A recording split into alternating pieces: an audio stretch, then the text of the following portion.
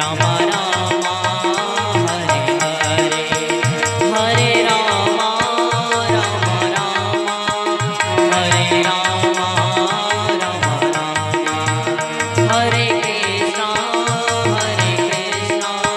कृष्णा कृष्णा हरे हरे, हरे राम राम राम, राम राम हरे हरे, हरे कृष्णा कृष्णा कृष्णा हरे हरे, हरे राम हरे कृष्णा कृष्णा। बोलिए पावन प्रज्ञा पुराण की जय। आइए कथा शुभारंभ करते हैं। एक बार आदि शक्ति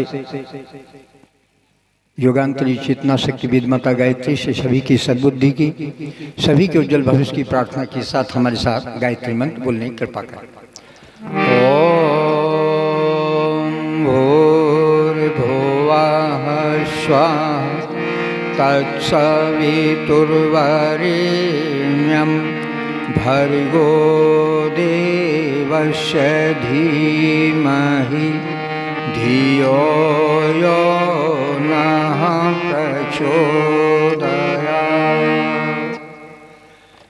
इस पावन यज्ञशाला की पुनीत स्थल पर और देव शक्तियों के दिव्य संरक्षण में उपस्थित सभी हमारी देवी स्वरूपा माता बहनें, देवतुल सम्मानीय आत्मीय भाई बहनों भाइयों, इस संसार में मनुष्य का जीवन दुर्लभ है। इस दुर्लभ शरीर को भगवान ने जो हमें दिया है वो केवल खाने कमाने और सोने के लिए नहीं दिया है। भगवान ने गिफ्ट के रूप में, उपहार के रूप में हमें मनुष्य का जीवन दिया है। जिस प्रकार के बच्चे कोई खेल कूद में आगे आ जाते हैं या कोई किसी प्रकार से पढ़ाई में आगे पहुंच जाते हैं, अच्छे अंकों से पुरस्कार प्राप्त करते हैं तो उनको पुरस्कृत किया जाता है। इसी प्रकार पूर्व के जन्मों में कोई ऐसे श्रेष्ठ कार्य करते हैं कि मनुष्य हमको, भगवान हमको मनुष्य का जीवन देता है। क्योंकि गोस्वामी जी ने लिखा है, सभी लोग जानते हैं, रामायण पढ़ते हैं, बड़े भाग मानुष तन पावा असुर दुर्लभ सद ग्रंथ निगावा। बड़े सौभाग्य से मनुष्य का जीवन मिलता है। और जब मनुष्य का जीवन मिलता है तो मनुष्य का जीवन इसलिए मिलता है कि भगवान को हम याद करें, अपने दायित्वों कर्तव्यों का निर्वाह करते हुए, अपने पारिवारिक उत्तरदायित्वों का निर्वाह करते हुए हम सब अच्छे मार्ग पर चलें। इस अच्छे मार्ग पर चलने के लिए भगवान ने हमको उपहार के रूप में, गिफ्ट के रूप में मनुष्य का जीवन दिया है। लेकिन इंसान मनुष्य का जीवन पाकर के बस अपने उसी काम में लगा रहता है। कहते हैं, मैं और मोर तोड़ते ही माया और जेह बस कीनो जीव निकाया और गो गोचर जे लग पर जाई सो सब माया जानो। उस माया के चक्कर में फंसा रहता है। ये मेरा है, तेरा है, मेरा नहीं है, तेरा नहीं है, इसके चक्कर में फंसा रहता है और पूरी उम्र बीत जाती है और पता नहीं चलता है। बहनों भाइयों, एक बार एक व्यक्ति की मृत्यु हुई। वो धर्मराज के पास पहुंचे तो धर्मराज से कहा कि प्रभु, आपने हमें कोई सूचना नहीं दी और बिना सूचना के आपने हमें यहाँ बुला लिया। कम से कम सूचना तो देनी चाहिए, कोई किसी को बुलाता है तो खबर करता है। तो धर्मराज ने कहा कि देखिए, आपको सूचनाएं दी गई लेकिन आपने ध्यान दिया। चूंकि कथा सबको बतानी चाहिए ताकि सबको बोध हो, ये वास्तविकता है। तो वो चर्चा इसलिए हम उसको प्रारंभ में कर दे रहे हैं कि स्वदुर्लभ काया को पाके भगवान सीधा हमें बुला लेता है तो सीधा नहीं बुलाता, हमको सूचना देता है। अब भी समझ जाओ, अब भी समझ जाओ, अब नहीं समझे तो पछताने के अलावा कुछ हाथ में लगने वाला नहीं। पहला भगवान क्या संगत उन्होंने कहा, देखिए पहला हमें पोस्ट कार्ड भेजते हैं। पोस्ट कार्ड भेजते हैं। कैसे पोस्ट कार्ड? बोले आपके धीरे धीरे बाल सफेद होने लगते हैं। आप समझिए कि अब हमारा समय कुछ दिन में पूरा होने वाला है। लेकिन आदमी समझदार, चाहे बूढ़े हो, चाहे जवान हो, चाहे बेटा हो, चाहे बेटी हो, वो रंगना शुरू कर देती, बालों को काला, सफ़ेद बालों को काला कर लेती, काली को निराला कर देती। धर्मराज जी ने कहा सब बिल्कुल निकल करके और सफ़ेद बालों को काला कर लेती, उस पोस्ट कार्ड पर ध्यान ही नहीं दिया जाता। बोले फिर प्रभु, बोले फिर इसके बाद ही अंतर्देशी भेजते हैं, अंतर्देशी पत्र भेजते हैं। अंतर्देशी पत्र में क्या होता है? बोले अंतर्देशी पत्र में धीरे धीरे क्या होता है, आँख की निगाह बंद होने लगती है। जब आँख की निगाह कम दिखने लगता है तो बोले आदमी चतुर है, आप लोग चश्मा बनवा लेते हैं, या तो आँख में लेंस डलवा लेते हैं या आँख में चश्मा लगा लेते हैं, तो साफ दिखना। बोले चलो आई गई बात, होगी भूल जाती है। तो अंतर्देशी का भी ध्यान नहीं देते। तीसरा उन्होंने कहा लिफाफा भेजा जाता है। लिफाफा क्या भेजा जाता है? लिफाफा भेजा जाता है धीरे धीरे कान से सुनाई कम देने लगता है, घुटनों में दर्द होने लगता है, चलने फिरने में दिक्कत होने, कान से सुनाई कम देता है। तो फिर क्या करता है आदमी? चतुराई से कान की मशीन बनवा लेता है और कान की मशीन लगा करके उससे सुनने का काम कर देता, उस बात को भी वो बुला देता है। बोले फिर प्रभु, बोले इसके बाद फिर अंत में एक रजिस्ट्री भेजी जाती है। कौन सी रजिस्ट्री? उन्होंने कहा दांत धीरे धीरे साफ होने लगते, खाने में दिक्कत बढ़ रही, दांत साफ हो जाता है। जब दांत साफ हो जाते तो आदमी डॉक्टरों से मिलकर के 32 लगवा लेता है और फिर सब की चारों के चारों संदेश को आदमी भूल जाता है और फिर जाने के बाद फंसता है। बहन भाइयों, आकर 4,84,000 और योग भ्रमते है 0,89। ये 89 जीव 84 लाख में भ्रमण होने के बाद मनुष्य का जन्म होता है। इसलिए मनुष्य का जन्म देवताओं के लिए दुर्लभ है, सबके लिए दुर्लभ है। वो शरीर पाकर के हम लोग यदि उत्तरदायित्व तो कर्तव्यों को नहीं समझते हैं तो इसके लिए हमारे ऋषि मनुष्यों ने क्या किया? कथाओं का, पुराणों का, व्रतों का, उपवास का, तीर्थ का, प्रयाग का ये क्रम बनाया। कथा वार्ता किसी कुत्ते बिल्ली के लिए नहीं होती, किसी अन्य जानवर के लिए नहीं होती। कथा किसी पेड़ के पास बैठ के पेड़ को सुनाने लगे तो सुनेगा, अब भैंस को सुनाने लगे तो क्या भैंस कथा सुनेगी? फिर क्या पुराण? और भैंस के आगे 3 बजे भैंस लगी पकड़ा, वो तो अपने उसके 3 बजाते हो चाहे ढोल बजाते हो, सिक्का लेना देना तो अपने काम में बस। तो फिर किसके लिए लिखा गया? इंसान। इंसान के लिए हमारे ऋषि मनुष्य ने कथा बनाई, पुराण बनाई, व्रत उपवास बनाए, तब साधनाएं बनाई, अपने जीवन को सुधारा, अपने जीवन को संभालें।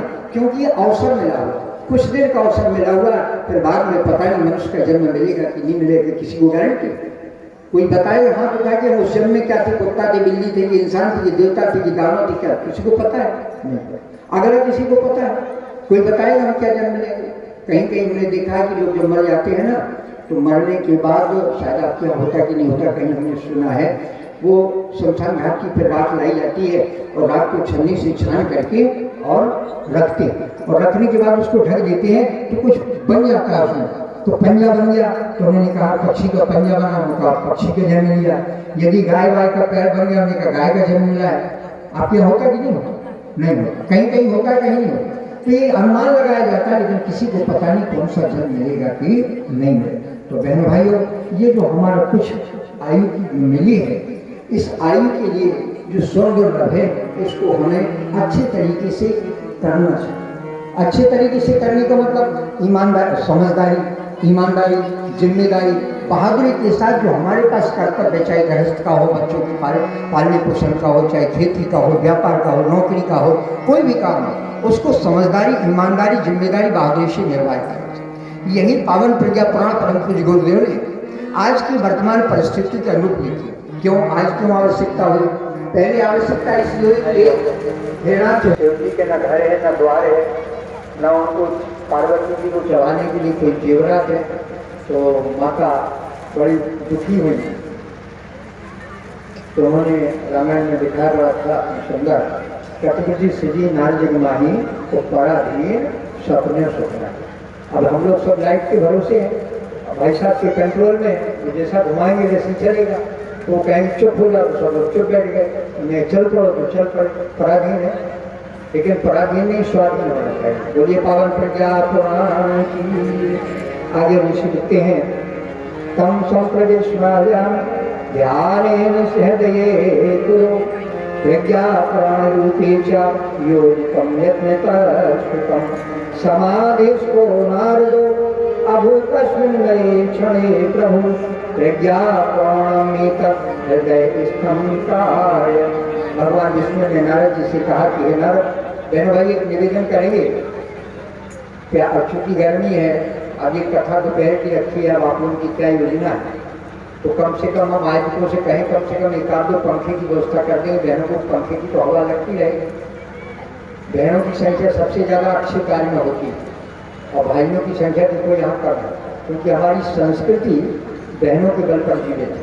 ये धर्म, ये संस्कृति माताओं बहनों बल पर जीवित है। जिस दिन माताओं बहनों की श्रद्धा खत्म हो जाएगी, संस्कृति ही रसातल में चली जाएगी। इसलिए उनको पहले से देवी कहा जाता है। इसलिए इनका पंखे की हवा का ध्यान रखेंगे। दूसरा, पानी की व्यवस्था है, यदि आप उठके पानी पीना चाहे पीने। वैसे हमारी जो बेटियाँ हैं कि आप सबको पानी की व्यवस्था कर रही हैं क्योंकि गर्मी का सीजन है। वैसे पहला मौका हमें अब तक भी दोपहर में कथा हो रही है, नहीं अब तक यहाँ हमने जब तक कथाएँ की हैं 1992 से कथा संध्या काल में होती है। प्रातःकाल 12-1 बजे तक यज्ञ संपन्न हुआ, दोपहर में भोजन करके सबने 1-2 घंटे विश्राम किया और सायंकाल 4 या 5 बजे से कथा होती। लेकिन यहाँ दूसरी कथा हो गई, लेकिन नहीं, ये मान के नहीं चलना है। रामचरितमानस में लिखा है, राम कथा सुंदर करतारी और संशय विहग रावण। भगवान की जो पावन कथा होती है वो संशय रूपी पक्षी को उड़ा के हमको एक जीवन जीने की विधा देती है। तो भगवान ने कहा नारद जी से, हे देवर्ष नारद, अगर आप प्रज्ञा प्राण की कथा सुनना चाहते हैं तो आप समाधिस्थ होकर के सुनें, माने एकाग्र भाव से। क्योंकि देखिए श्रोता, राम लिखा है रामचरितमानस में, श्रोता वक्ता ज्ञान कथा राम की गो और क्यों समझे जीव जड़ पहली मारे दूसरे के दोनों। क्योंकि माया का जो चक्कर होता है ना, माया के चक्कर में भगवान की कथा समझ में नहीं आती। इसलिए नारद जी को भगवान विष्णु ने कहा, हे नारद आप समाधिस्थ हो जाओ, अर्थात आप एकाग्र भाव से बैठ जाओ तो कथा का अर्थ समझ में आएगा। नहीं तो यही नहीं पता चलेगा कि सीता का हरण हो गया है तो हनुमान जी चुरा के ले गए कि राम जी ले गए कि रावण ले गया, पता ही नहीं चलता। इसलिए जब एकाग्र नारद जी ने को भगवान विष्णु ने कहा समाधिस्थ हो जाओ। एक कलाकार था, एक कहीं मेला लगा, जैसे आपके यहाँ हो रहा था मेला लगा है, यहाँ गौ औषधि की दवाएं लगी है, कपड़े की साड़ी कुर्ता पाजामा धोती सब भाई हमारे लेकर के बिक रहे हैं, गुरुदेव का साहित्य भी बिक रहा है, ऐसी मेला लगा। एक कलाकार आया, उस कलाकार ने सुंदर सी 3 मूर्ति बनाई। ध्यान से सुने, 3 मूर्ति और लंबाई में बराबर थी, वो देखने में सुंदर थी, एक ही रंग रूप था, कोई अंतर नहीं था। खरीदने वाला एक व्यक्ति आया, उसने कहा भाई साहब ये मूर्ति कितने की है? उन्होंने कहा 100 रुपया की। बोले तीनों 100 रुपया की? बोले नहीं तीनों का दाम आ रहा है। बोले दूसरी का? बोले दूसरी का 200 रुपया। बोले और? बोले तीसरी का 300 रुपया। और बोले वो कैसे? लंबाई एक सी है, रंग रूप एक सी है, चेहरा मोहरा एक सा है, लेकिन फिर 3 कैसे? 300, 1 दाम, 200 दाम, 100 रुपये, अलग अलग दाम क्यों? बोले हम आपको बता रहे। उसने एक तार लिया और जैसी तार लिया इस कान से डाला, इस कान से निकल गया। बोले इसका 100 रुपया कीमत। कितनी है? 100 रुपया। बोले अच्छा। बोले दूसरी जैसी कान में डाला और कान में डालने के बाद मूर्ति के मुंह से तार निकल गया। बोले इसकी 200 रुपया है। बोले अच्छा। बोले हाँ। और बोले तीसरी को जैसे कान में डाला और वो हृदय में बैठ के बाहर नहीं गया। तो श्रोता भी 3 प्रकार के होते हैं, एक श्रोता होते हैं, एक श्रोता होते हैं, एक श्रोता होते हैं। श्रोता क्या? पीछे शायद बहने कोई बैठी, पीछे तो संत बैठे हैं, तो सब लोग आप लोग संत हो। कहीं देखा है कई जगह बहने कहीं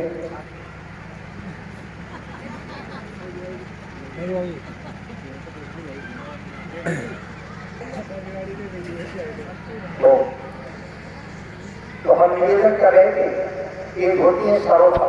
श्रोता 3 प्रकार की। सरोता होता है, सरोता का मतलब आपस में एक दूसरे की कहीं बहू की बुराई करेंगे, कहीं सास की करेंगे, भाई लोग कहीं राजनीति की बात करेंगे, कहीं किसी की बात करेंगे। यानी कथा माने बैठे तो हैं, शरीर तो यही है लेकिन मन कहीं और लगा। ये सरोता, एक दूसरे की बातें कर रहे, बुराई कर रहे, अच्छाई कर रहे। दूसरे होते हैं कौन? श्रोता, सोता, जो थोड़ी सी कथा अच्छी सी लगी, खाया पिया है, काफी भोजन हुआ है सबका भंडारे में, वो नींद आने लगी तो आराम से सो रहे, तो सोता होते हैं। और तीसरे श्रोता होते हैं। जो वास्तव में सुनते हैं।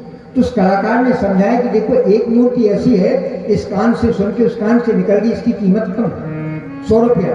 लेकिन दूसरी मूर्ति वो है, इस कान से सुनती है लेकिन दूसरों तक बता देते हैं, भाई पावन कथा में ये सुना, ये बताया गया, ये बताया गया, एक दूसरे से चर्चा करती, इसलिए उसके 200 रुपया है। और जो तीसरी मूर्ति है, वो तीसरी मूर्ति हृदयंगम करती है और हृदय में धारण करने में जो बात अच्छी लगती है उसको अपने जीवन में उतारने का प्रयास करते हैं, वही शोभा। इसलिए बहनों भाइयों, हमें तीसरी प्रकार की, तभी नारद जी को भगवान विष्णु ने कहा, हे नारद, यदि आप पावन प्रज्ञा पुराण की कथा सुनना चाहते हैं तो आप समाधिस्थ हो जाओ, अर्थात एकाग्र भाव से कथा को सुनो, तभी आनंद आएगा। तो आइए, ये सत्संग जीवन में बहुत दुर्लभ है, व्यक्ति को बहुत सत्संग के माध्यम से होता है। सत्संग का पहले गीत सुनेंगे, फिर पावन कथा आगे सुनेंगे। सत्संग है ज्ञान सरोवर, सुख की खान है मरते, सत्संग से ही मिलते सचमुच भगवान है बंदे, भगवान है बंदे। सत्संग है ज्ञान सरोवर, सत्संग है ज्ञान सरोवर, सुख की खान है बंदे, सत्संग से ही मिलते सचमुच भगवान है बंदे, भगवान है बंदे। सत्संग है ज्ञान सरोवर।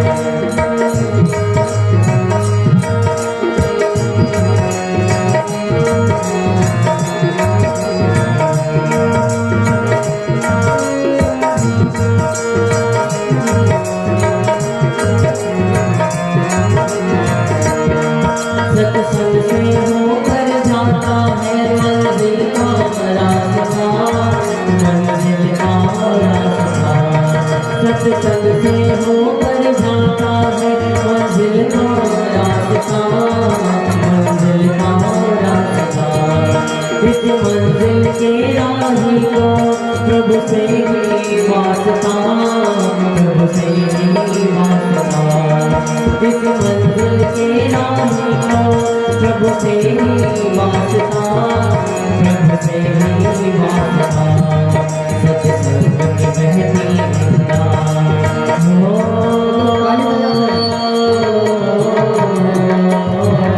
सत्संग की बहती गंगा पर स्नान रे बंदे, सत्संग से ही मिलते सचमुच भगवान है बंदे, भगवान है बंदे।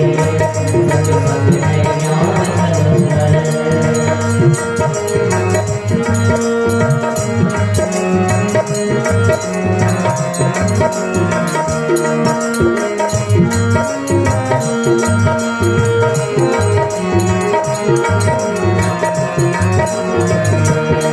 सत्संग ही काशी है, सत्संग कैलाश है, सत्संग कैलाश है।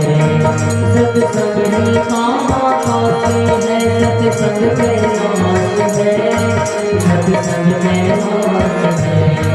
सत्संगी के मन में ही प्रभु का निवास है, प्रभु का निवास है। सत्संगी के मन में ही प्रभु जी का वास है, प्रभु जी का वास है। सत्संग सुनी हो, सत्संग सुनी कहाँ है नाम है बंदे, सत्संग से ही मिलते सचमुच भगवान है बंदे, भगवान है बंदे। सत्संग है ज्ञान सरोवर, सत्संग है ज्ञान सरोवर, सुख की खान है बंदे, सत्संग से ही मिलते सचमुच भगवान है बंदे, भगवान है बंदे। सत्संग है ज्ञान सरोवर, सुख की खान है बंदे, सत्संग से ही मिलते सचमुच भगवान है बंदे। श्री राम है बंदे, भगवान है बंदे, श्री राम है बंदे। सत्संग है ज्ञान सरोवर। पावन प्रज्ञा पुराण की जय। उवाच च महामेघ मंडली वशमन्तका उरुत्वं सदाधारं वर्षां तां युगचेतनाम् अनास्था तपशुष्का च महर्षे धर्मधारणं जीवते तत्कार्यं प्रथमं ते विवस्थितम्। नारद जी को भगवान विष्णु कहते हैं कि नारद, मानव 84 लाख में ब्रह्म होने के बाद संसार में आता है तो उसकी जीवन में बहुत सत्संग और स्वाध्याय से होता है। जब तक वो सत्संग नहीं करेगा या अच्छे साहित्य का स्वाध्याय नहीं करेगा, जीवन में माया में ही भटकता रहेगा। माया में भटकना क्या है? बहनों भाई, जब माँ के घर में भगवान का अंश पुष्प जब पलता है तो नरक में होता है, क्योंकि वो भगवान से प्रार्थना करता है, हे प्रभु हमें इस नरक से निवृत्त करने, और नरक से निवृत्त होने के बाद हम आपको याद करेंगे, आपके आदर्श सिद्धांतों पर चलेंगे और जीवन को हम ऊंचा उठाने का प्रयास करेंगे। आपने हमको मनुष्य का जीवन दिया है, वो प्रार्थना करता है। लेकिन जैसे धरती पर वो जन्म लेता है बालक बालिका, तो कहती कहाँ कहाँ कहाँ रोता है, नहीं रोता है तो रुलाया जाता है, बीमार तो नहीं, फिर वो कहता है कहाँ कहाँ कहाँ। आखिर गोस्वामी जी ने कहा अरो मोर तोड़ते ही माया और जह बस कीनो जीव निकाया, गो गोचर जे लग पर जाई और सो सब माया जानो भाई। जैसे धरती पर वो आता है माया में लिपट जाता है। कैसे लिपट जाता है? भूमि पर आज डाबर पानी और तिम जी वही माया लपटानी। जिस प्रकार से ऊपर से जल निकलता गिरता है धरती पर तो स्वच्छ और पवित्र होता है, लेकिन जैसे ही जमीन में आता है मटमैला हो जाता है, गंदा हो जाता है। इसी प्रकार जीवात्मा स्वच्छ पवित्र होकर आता है और जैसे ही संसार में जन्म लेता है, मैं और तेरे के चक्कर फंस के माया में भटक जाता है। इसलिए अटकी हुई माया से भटकने को दूर करने के लिए हमारे यीशु ने सत्संग की विधा बताई है, स्वाध्याय की विधा बताई है, तप और साधना व्रत उपवास कथा का दिया है, ताकि इनके माध्यम से मानव जीवन को अपना बोध हो, ताकि हमारा जो शेष जीवन बचा है वो जीवन अच्छा बन सके और हम अपना कल्याण करें, दूसरा कल्याण करें। क्यों? साधन धाम मोक्ष कर द्वारा और पाए न ते पर लोक सुधार। ये साधनों का धाम मोक्ष का द्वार हमको मिला। भगवान ने साधनों का धाम दिया, माने सब प्रकार की सुख सुविधाएं मनुष्य, लेकिन मोक्ष का द्वार भी। लेकिन मनुष्य साधनों के धाम में अटक और भटक जाता है, मोक्ष के द्वार के रास्ते को भूल जाता है माया के चक्कर। और ये सत्संग, ये स्वाध्याय किसी कीड़े मकोड़े को नहीं और अन्य योनियों को नहीं। 83,99,999 योनियां हैं, उनको न कथा सुनाई जाती है, न वार्ता सुनाई जाती है, न सत्संग कराया जाता, न स्वाध्याय करने के लिए कहा जाता, केवल इंसान को कहा। क्यों? इंसान भटका हुआ देवता है। जो भाई बहन गायत्री संत कुंज हरिद्वार गए हैं, वहाँ गायत्री मंदिर बना हुआ, बहुत भाई गए होंगे, वहाँ लिखा हुआ है मानव भटका हुआ देवता है। उसके अंदर भटकन आती है, उस भटकन को दूर करने के लिए ऋषियों ने ये रास्ता, लेकिन फिर भी नहीं आज समझता। एक संत की कथा आ रही है, प्रज्ञा पुराण में आती कि महात्मा के पास एक व्यक्ति पहुंचा, बोले महाराज जी हमारे पास सब कुछ है लेकिन हमें सुख और शांति नहीं, कोई सुख शांति का रास्ता बताइए। तो उन्होंने एक स्वाध्याय के लिए गीता की पुस्तक दे दी, और गीता की पुस्तक दे दी, बोले आप इसको पाठ करोगे तो आपको अपने कर्म का भी बोध होगा, आपको अपने ज्ञान का भी बोध होगा, आपको भक्ति का भी योग होगा, तीनों का योग आपको आएगा। उन्होंने कहा कैसे? बोले देखो, मज्जन कर देखिए तत्काला वो कहा के मराला। उन्होंने कहा स्वाध्याय और सत्संग से, अच्छे साहित्य को पढ़ने से और सत्संग करने से कौवा कोयल बन जाता है, बगुला हंस बन जाता है। लेकिन कौवा कोयल कभी गलती नहीं करने, कौवा तो वही रहता है लेकिन उसकी प्रवृत्ति बदल जाती है, उसका गुणकर्म स्वभाव बदल जाता है, उसका चिंतन व्यवहार बदल जाता है। इसी प्रकार कोयल बगुला कभी हंस नहीं हो सकता, शरीर में रहता है, लेकिन बगुले की वृत्ति बदल जाती है और वो हंस जैसी वृत्ति बन जाती है, नीरछी जैसी विवेकशीलता जागृत हो जाती है। इसी प्रकार इंसान की भी जब अच्छे साहित्य का स्वाध्याय करते हैं और सत्संग करते हैं और अच्छी चर्चाएं करते हैं, जब व्रत करते हैं, तो साधारण से असाधारण बन जाते, नर से नारायण और पुरुष से पुरुषोत्तम बन जाते। इसीलिए ऋषियों ने हम आपके रास्ते बताए। ऋषि हमारे कोई पागल नहीं थे, गुरुदेव ने भी स्वाध्याय सत्संग की बात बताई। उन्होंने कहा साधना, स्वाध्याय, संयम और सेवा। व्यक्ति कहाँ से सुधरता है? 4 बातों से। स्वाध्याय, साधना, स्वाध्याय, सत्संग और सेवा। हमें साधना करनी चाहिए। गायत्री मंत्र की साधना करें और भी किसी की साधना करें, लेकिन प्रार्थना सद्बुद्धि की करें। सद्बुद्धि की क्यों? सद्बुद्धि की इसलिए कोई हमारे पास हमें प्रधानमंत्री से मिलने का मौका मिले तो क्या प्रधानमंत्री से कम मांगे? हमें एक जोड़ा साड़ी दे दो, हमको पैंट शर्ट दे दो, या हमें बच्चे की नौकरी लगवा दो, ये छोटी बात। इसलिए जब प्रधानमंत्री से जो बड़ा भगवान मिलता है, भगवान होता है, भगवान से क्या मांगा? तो एक ही बात मांगी जाती है, सद्बुद्धि। क्योंकि भगवान कुछ नहीं करता। जाको प्रभु दुख दारुण देही और ताकि मत पहले हर। भगवान जब किसी को कष्ट देता है तो उसकी बुद्धि ही घुमा देता है। बस वो दुर्बुद्धि आई और आदमी अटक गया, भटक गया, संसार में नाना प्रकार की जाल में उलझ जाता है। इसलिए परम पूज्य गुरुदेव ने अपने जीवन को तपाने के बाद सद्बुद्धि की स्थापना की बात कही।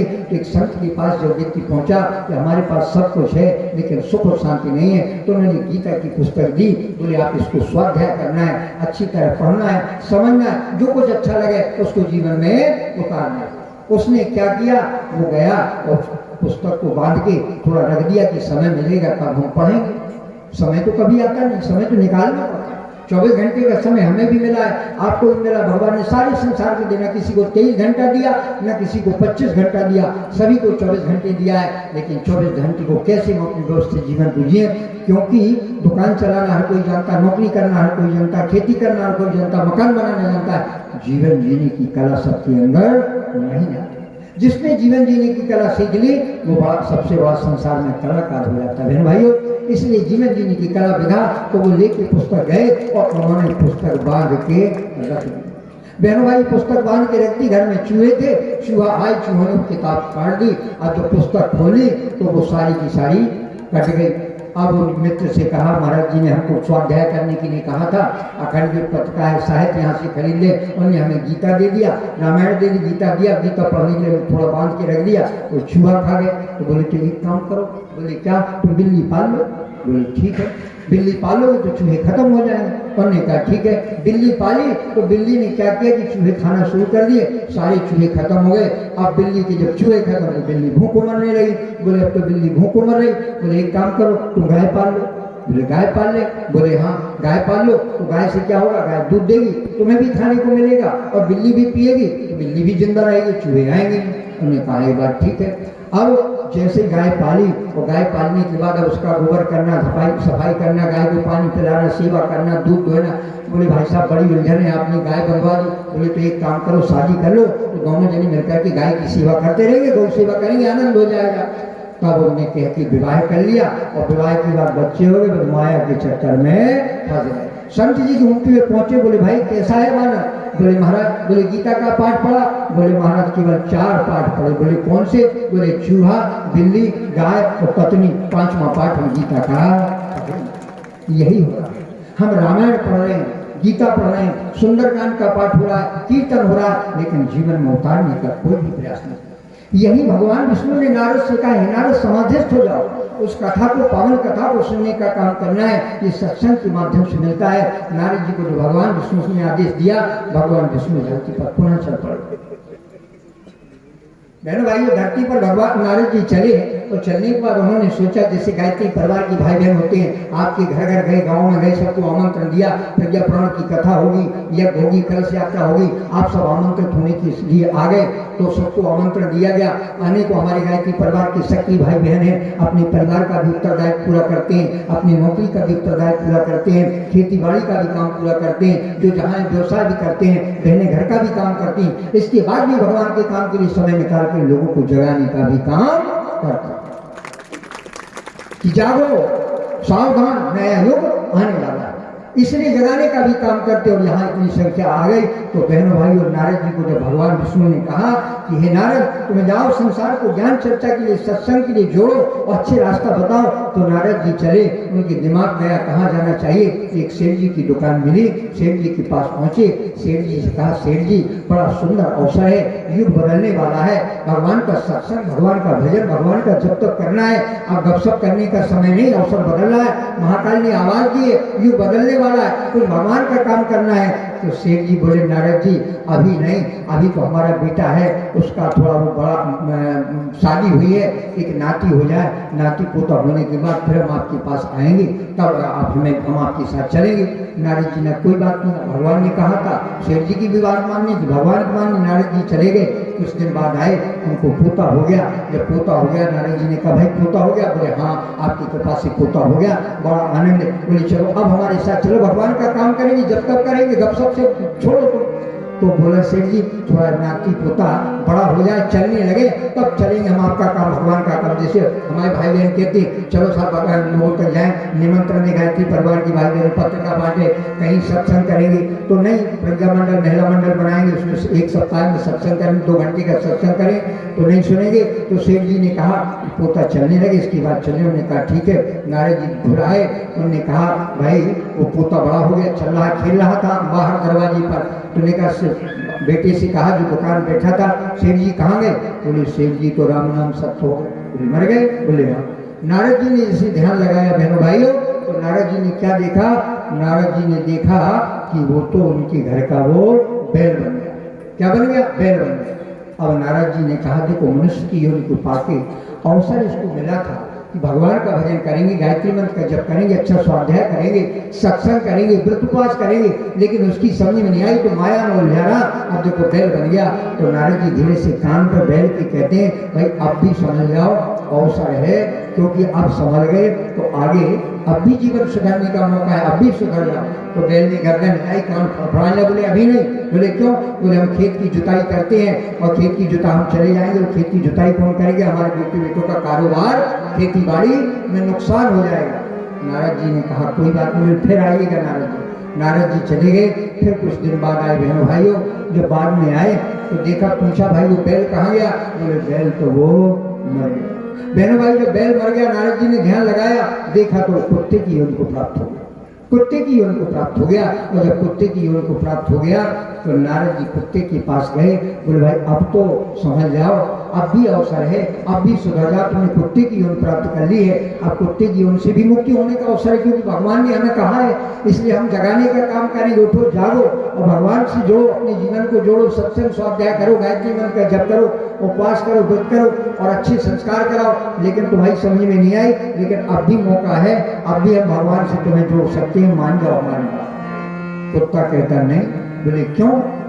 बोले ये जो हमारा परिवार बढ़ गया, खूब पैसा हो गया, धन संपत्ति हो गई, कारोबार बढ़ गया है, हम रात भर चौकीदारी करते हैं, वो आधी रोटी हमें खाने को देते हैं, हम उसी भूखा के रात भर भौंकते हैं, तो सुरक्षा बनी है कि कोई चोर डकैत घुस नहीं पाते और सब सामान सुरक्षित बना। नारद जी ने माथा ठोका। बोले नारद जी कुछ दिन और रुक जाओ, फिर हम चलेंगे आपके साथ। बोले ठीक है। नारद जी मान गए। नारद जी फिर वापस गए। कुछ दिन बाद नारद जी आए, उन्होंने पूछा भैया ये वहाँ कुत्ता घूमता था वो कहाँ गया? बोले वो तो मर गया। बोले मर गया? बोले हाँ। नारद जी ने ध्यान लगाया, बहनों भाई वो कुत्ता नाली का कीड़ा बन गया और नाली का कीड़ा बनकर के गंदगी में अपने जीवन को यापन करने लगा। नारद जी ने कहा मूर्ख, तू मनुष्य योनि को पाने के बाद तूने भगवान की भक्ति नहीं की, तूने भगवान का काम नहीं किया, तूने अपनी दुर्बुद्धि को हटा के सद्बुद्धि का प्रयास नहीं किया, माया मोह में अटका भटका पड़ा रहा। अपने कीड़े की योनि में रह करके वह उसी में जीवन यापन करना है। इसलिए बहनों भाइयों, भगवान ने जो मनुष्य का जीवन दिया है ये दुर्लभ है, इसको पाके हमें अच्छे कार्य करना चाहिए। करो निरंतर ऐसे काम जिनका हो सुंदर परिणाम, यही उद्देश्य है। यज्ञ हमारा तभी सफल जब जन जीवन बने बने। यज्ञ करने का उद्देश्य, क्योंकि गायत्री क्या है? सद्विचार, सद्बुद्धि। यज्ञ क्या है? सत्कर्म करने की प्रेरणा देता है, अच्छे काम करने की प्रेरणा देता है। यज्ञ वही श्रेष्ठतम कर्म, श्रेष्ठ कर्म करने का नाम यज्ञ है। भाइयों आगे कल्प वृक्षेण मणिना पारदेन च यस्य जाता सदा ज्ञानं तत्ते वदाम्यहम्। तत्व चिंतन तथा प्रज्ञा जागृत्यात् विनिर्मितौ प्राज्ञा प्रसन्नते च विनिर्माणाय च संभवे। तब नारद जी उस सेठ की स्थिति देख कर के मनुष्य से कीड़ा बन गया, पुनः भगवान के पास पहुंचे और भगवान विष्णु से प्रार्थना कर रहे हैं, प्रभु अब संसार नाना प्रकार की कष्टों में भ्रमण कर रहा है, इसके कष्टों के सुधार का आप रास्ता बताइए। तो भगवान विष्णु ने कहा, हे नारद, गायत्री रूपी महाविद्या, जो गायत्री रूपी महाविद्या है, उस गायत्री रूपी महाविद्या को जन जन तक पहुँचाना है। क्योंकि गायत्री गयान चित्रायती गायत्री, जो प्राणों को प्राण देने वाली शक्ति होती है वो गायत्री है। गायत्री के देवता सूर्य है और गायत्री के ऋषि विश्वामित्र है। तो उन्होंने कहा कि गायत्री रूपी महाविद्या को जब तक जन जन तक नहीं पहुँचाओगे तब तक संसार में सुख और शांति के वातावरण नहीं होगा और सत्युगी वातावरण नहीं आ सकता, 21वीं सदी उज्जवल भविष्य नहीं होगी। इसलिए उन्होंने कहा, क्यों? उन्होंने कहा गायत्री कल्पवृक्ष है, गायत्री कामधेनु है, गायत्री पारस है, गायत्री अमृत। इसलिए इसमें 4 विशेषताएं हैं। इस 4 विशेषताओं के कारण गायत्री को घर घर पहुंचाने की आवश्यकता है। बहनों भाइयों, कथा आती है, आप सबने सुनी भी होगी। इस गायत्री मंत्र का इतना बड़ा प्रभाव होता है। आप बहुत से लोग अभी प्रयागराज गए, वहाँ राजा मानसिंह का किला बना हुआ। राजा मानसिंह का किला बिल्कुल यमुना के किनारे बना हुआ। जो अभी प्रयागराज गए होंगे या पहले भी गए होंगे, देखा होगा, राजा मानसिंह का किला था। राजा मानसिंह ने अपने मन में संकल्प लिया कि मुझे किला बनाना है, लेकिन वहाँ कुछ ऐसी बात थी, जैसी किले की नींव रखी जाती थी और वो किला गिर जाता, बने नहीं पाए। बहुत परेशान हुए राजा मानसिंह। अंत में उनके अंदर दिमाग में चिंतन आया, करना क्या चाहिए। सायंकाल वो गंगा के किनारे, यमुना के किनारे, त्रिवेणी के किनारे भ्रमण कर रहे थे, घूम रहे थे। घूमते घूमते क्या देखा, एक मुरारी नाम की संत वहाँ बैठ के साधना कर रहे थे। उन्होंने देखा संध्या वेला में मुरारी नाम के संत यहाँ साधना कर रहे हैं और बड़े ध्यान से वो किनारे पीछे की तरफ बैठ गए। थोड़ी देर में क्या देखा कि एक मगर आया और मगर वो संत को खाने वाला था। मानसिंह देखा, फिर ये तो बड़ा गड़बड़ हो रहा है, मगर आ रहा है, संत को खा जाएगा। लेकिन तब तक संत का नेत्र खुला, जैसी मगर की आवाज़ आई, आवाज़ उसने की, संत का नेत्र खुला। उनके पास एक ब्रह्मदंड रखा हुआ था, क्योंकि हमारे ऋषियों ने कहा कि हमारे साथ शास्त्र भी होना चाहिए और शस्त्र भी होना चाहिए। बिना शस्त्र की बात नहीं, हम अकेले शास्त्र लेके बैठे रहेंगे तो फिर वही गीता चूहा की तरीके से खा जाएगा, किसी काम का नहीं रहेगा। इसलिए हमारे साथ शस्त्र की भी बात करें, क्योंकि जितने भी हमारे देवी देवता है सबके पास शस्त्र है कि नहीं। भगवान राम के पास धनुष बाण, भगवान कृष्ण के पास बांसुरी है, दुर्गा देवी के पास तो सबके शस्त्र है, भालू है, वो धनुष बाण है, करताल है, चक्र सुदर्शन, सब कुछ है। भगवान विष्णु के पास चक्र सुदर्शन, शंकर जी के पास त्रिशूल है, ब्रह्मा जी के पास अपना कमंडल ही है और उनके पास कमल भी है। ये सभी देवी, गायत्री माता के पास भी कमंडल भी है, वेद भी है, सब कुछ है। इसलिए सभी देवताओं के पास शस्त्र भी होता है। शस्त्र रक्षा के लिए, अपनी संस्कृति की, अपने संस्कारों की, अपने जीवन की, अपने परिवार की रक्षा के लिए शास्त्र के साथ शस्त्र भी होना चाहिए। तो मुरारी बापू अपना एक मुरारी, संत मुरारी एक ब्रह्मदंड रखे थे। जैसे ही वो मगर आया, उसने मानसिक जब तक उठते राजा मानसिक कुछ करने के लिए, तब तक वो मुरारी जी ने उसकी मुँह में ब्रह्मदंड इस तरह खड़ा कर दिया। अब उसका मुँह खुला का खुला रह गया, मगर घबराता हुआ भाग गया। अब राजा मानसिंह ने सोचा ये तो संत बहुत पहुंचे हुए हैं, करना क्या चाहिए। उन्होंने बहन भाइयों तुरंत जैसे उनकी साधना समाप्त हुई, उन्होंने संध्याकालीन सूर्य भगवान को अर्घ दिया और मुरारी बापू राजा मानसिंह उन मुरारी संत के चरणों में गिरे, प्रणाम किया। उन्होंने कहा, महाराज हम कुछ आपसे प्रार्थना कर रहे हैं, आप में बड़ी सामर्थ्य है, आपने अपनी साधना के प्रभाव से मगर आपको खा जाता हम भी चिंतित थे, लेकिन आपने अपनी ब्रह्मदंड के माध्यम से स्वयं रक्षा कर ली। आप किस शक्ति की साधना करते हैं? उन्होंने कहा, मैं संध्याकालीन गायत्री की साधना कर रहा हूँ। तो बोले, प्रभु एक हमारी प्रार्थना है, हम बहुत प्रयास कर रहे हैं कि इस किले के पास हम अपना इस संगम की त्रिवेणी पर हम अपना एक किला तैयार करें। वो किला बन नहीं पा रहा, जैसी बनाते हैं उसकी नींव गिर जाती है। तो उन्होंने एक भोजपत्र लिया और भोजपत्र गायत्री मंत्र लिख दिया और गायत्री मंत्र लिख कर के मुरारी जी ने राजा मानसिंह को दे दिया, आप नींव में रख दीजिए, आपका किला बन जाएगा। और वही राजा मानसिंह ने वही किया, गायत्री मंत्र लिखा हुआ भोजपत्र पे और नींव के पत्थर में नीचे रख दिया और इसके बाद बहन भाई वो किला आज खड़ा हुआ है, राजा मानसिंह का किला। ये गायत्री मंत्र का प्रभाव हर तरीके से होता है और ये आज बहुत पुरानी कथा, राजा विश्वनाथ थे, राजा विश्वनाथ वशिष्ठ के संपर्क में आए और ब्रह्मर्षि विश्वामित्र बन गए। माधवाचार्य की कथा भी आती है। माधवाचार्य थे, एक माधवाचार्य के अंदर एक भावना पैदा हुई। क्या भावना पैदा हुई कि हम एक ऐसा ग्रंथ लिखें जिस ग्रंथ के प्रभाव से तो सभी के लोगों का हम रक्षा कर सकें, पुण्य परमार्थ कर सकें। ऐसा आयुर्वेद का ग्रंथ लिखें जिसके माध्यम से लोगों के रोगों का निदान हो, हम जन कल्याण कर सकें। ऐसे उनके अंदर जन कल्याण की भावना हुई तो किन्हीं उनको प्रेरणा दी, आप गायत्री मंत्र की साधना करेंगे, उसका अनुष्ठान करेंगे तो आपको जरूर लाभ मिलेगा। बहनों भाइयों, उनकी बात मान के माधवाचार्य ने माधव ने गायत्री की साधना प्रारंभ की। 13 साल तक उन्होंने जप किया, लेकिन उनको कोई लाभ नहीं मिला। जब लाभ नहीं मिला, जब 13 साल तक लाभ नहीं मिला, अंत में परेशान हो गए तो एक तांत्रिक से भेंट हो गई। तो तांत्रिक ने कहा, आप बहुत चिंतित हैं, बात क्या है?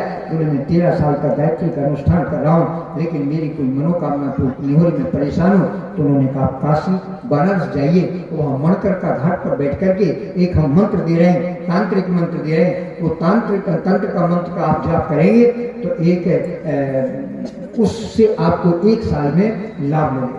वो तत्काल बनारस चले गए, मणकर का घाट में काशी में बैठ करके तांत्रिक के द्वारा दिए हुए मंत्र को जाप करने लगे।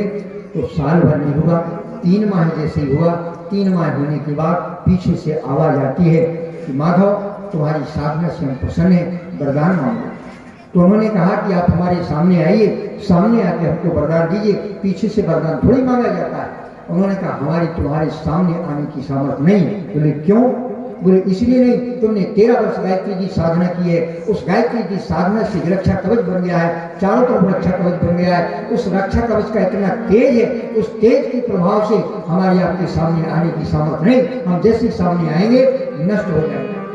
तो उन्होंने कहा, मुझे कुछ नहीं आपसे मांगना है, केवल मुझे एक बात बताइए, मैंने 13 वर्ष तक साधना की, उस साधना से मेरे अंदर तेज उत्पन्न हुआ, तो मेरी साधना फलित क्यों नहीं हुई?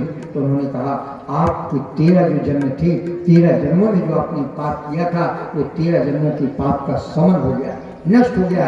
अब आप 1 वर्ष और साधना करेंगे, वहीं जाके मथुरा में उन्होंने साधना की थी, मथुरा जाएंगे, वृंदावन, मथुरा वृंदावन में वहाँ साधना करेंगे गायत्री की, तो सुनिश्चित रूप से सफल होगी।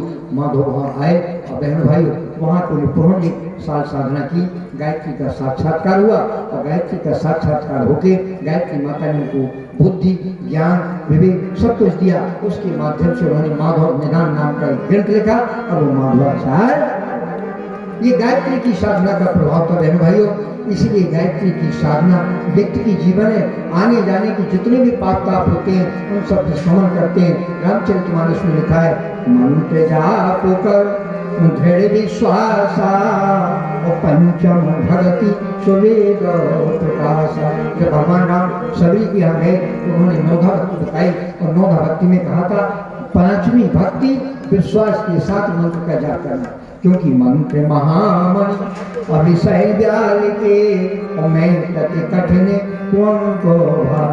विधाता के लिखे हुए कुक मिट जाते, माने जो विधाता ने जो भाग में लिखा होता है उसका भी समन हो जाता है गायत्री की साधना से, क्योंकि जलकर नष्ट हो जाता है। ठीक उसी प्रकार जैसे जो माता में तो गैस में भोजन बनता है, कुकर में भोजन बनता है। पहले जो पुरानी माता में बैठी होंगी, चूल्हे में भोजन बनता था, चूल्हे में किसी भगोने में या किसी और बर्तन में दाल चावल पकाए जाते थे, तो अपने आप जब आग नीचे से निकलती थी तो वो कचरा निकलता था, उस कचरे को चम्मच से साफ कर देती थी और फिर वो शुद्ध दाल बनती थी बहन भाइयों। इसी प्रकार जब गायत्री की साधना की जाती है, जन्म जन्मांतरों के जो कसाय कर्मश होते हैं, दोष दुर्गुण होते हैं, पाप ताप होता है, उनका समन हो जाता है। और बिल्कुल फिर गायत्री कैसे बना देती है? गायत्री किस पर सवार है? हंस पर सवार। हंस जैसी वृत्ति बन जाती है और कमल पर सवार है, कमल जैसा जीवन बन जाता है और कमंडल जैसी पात्रता आ जाती है, वेद जैसा ज्ञान आ जाता है। और फिर ऐसी गायत्री हमारे जीवन को उज्जवल और पवित्र बना देती है, बगले से हंस बना देती है, कौवे से कोयल बना देती है। अब बहनों भाइयों, आजकल दाल जो कुकर में बन रही है, एक यूरिक एसिड होता है, वो दाल में भी होता है, चावल में भी होता है। और जब कुकर में पक जाता है तो हम लोग कुकर की बनी हुई दाल चावल खाते हैं, तो फिर क्या हो रहा है? अधिकांश 90% भाई बहनों को घुटनों को दर्द होता है, जोड़ों में दर्द होता है ना। क्यों होता है? वो यूरिक एसिड होता है जो पूरे जो जोड़ होते हैं ना, जोड़ों में चिकनाहट पैदा करता है। वो कुकर में जो यूरिक एसिड आता है दाल के माध्यम से, चावल के माध्यम से उसको खाते हैं तो फिर ये समस्या होती है।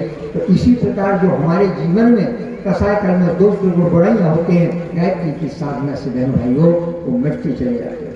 आगे ऋषि लिखते हैं, वर्णाम सुप्रभातस्य वेलावर्तन हेतुका अवांछनीत ग्रानी सदा शैविनिर्मिति विवेकास्तु विश्वस्व दूरी कर्तुम पुनर्भवि स्वर्गतवात मृत्युम कर्तुम क्षमानाम देवतात्मनाम।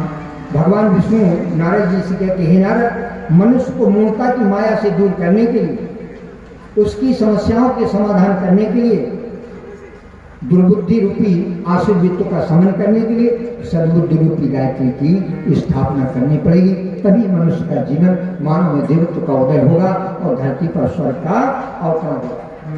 ये गीत के माध्यम सुने गायत्री के महामंत्र से जीवन के सब पापरों सुंदर सुखी बनेगा जीवन गायत्री का जाप करेगा। गायत्री के महामंत्र से जीवन के सब पाप हरो। गायत्री के महामंत्र से जीवन के सब पाप हरो। सुंदर सुखी बने हमारे मन गायत्री का जाप करो। सुंदर सुखी बने हमारे मन गायत्री का जाप करो। गायत्री के महामंत्र से जीवन के सब पाप हरो। गायत्री के महामंत्र से जीवन के सब पाप हरो। सुंदर सुखी बने हमारे मन गायत्री का जाप करो। ओम भूर्भुवः स्वः तत्सवितुर्वरेण्यं भर्गो देवस्य धियो यो नः प्रचोदयात्। ओम भूर्भुवः स्वः तत्सवितुर्वरेण्यं भर्गो देवस्य धियो यो नः प्रचोदयात्।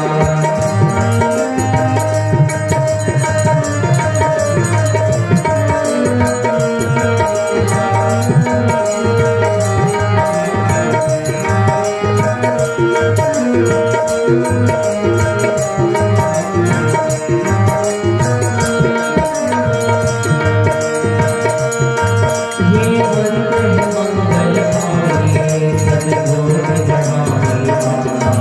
हर साधक के जीवन में नवजोत जगाने वाला, सब कष्ट मिटाने वाला।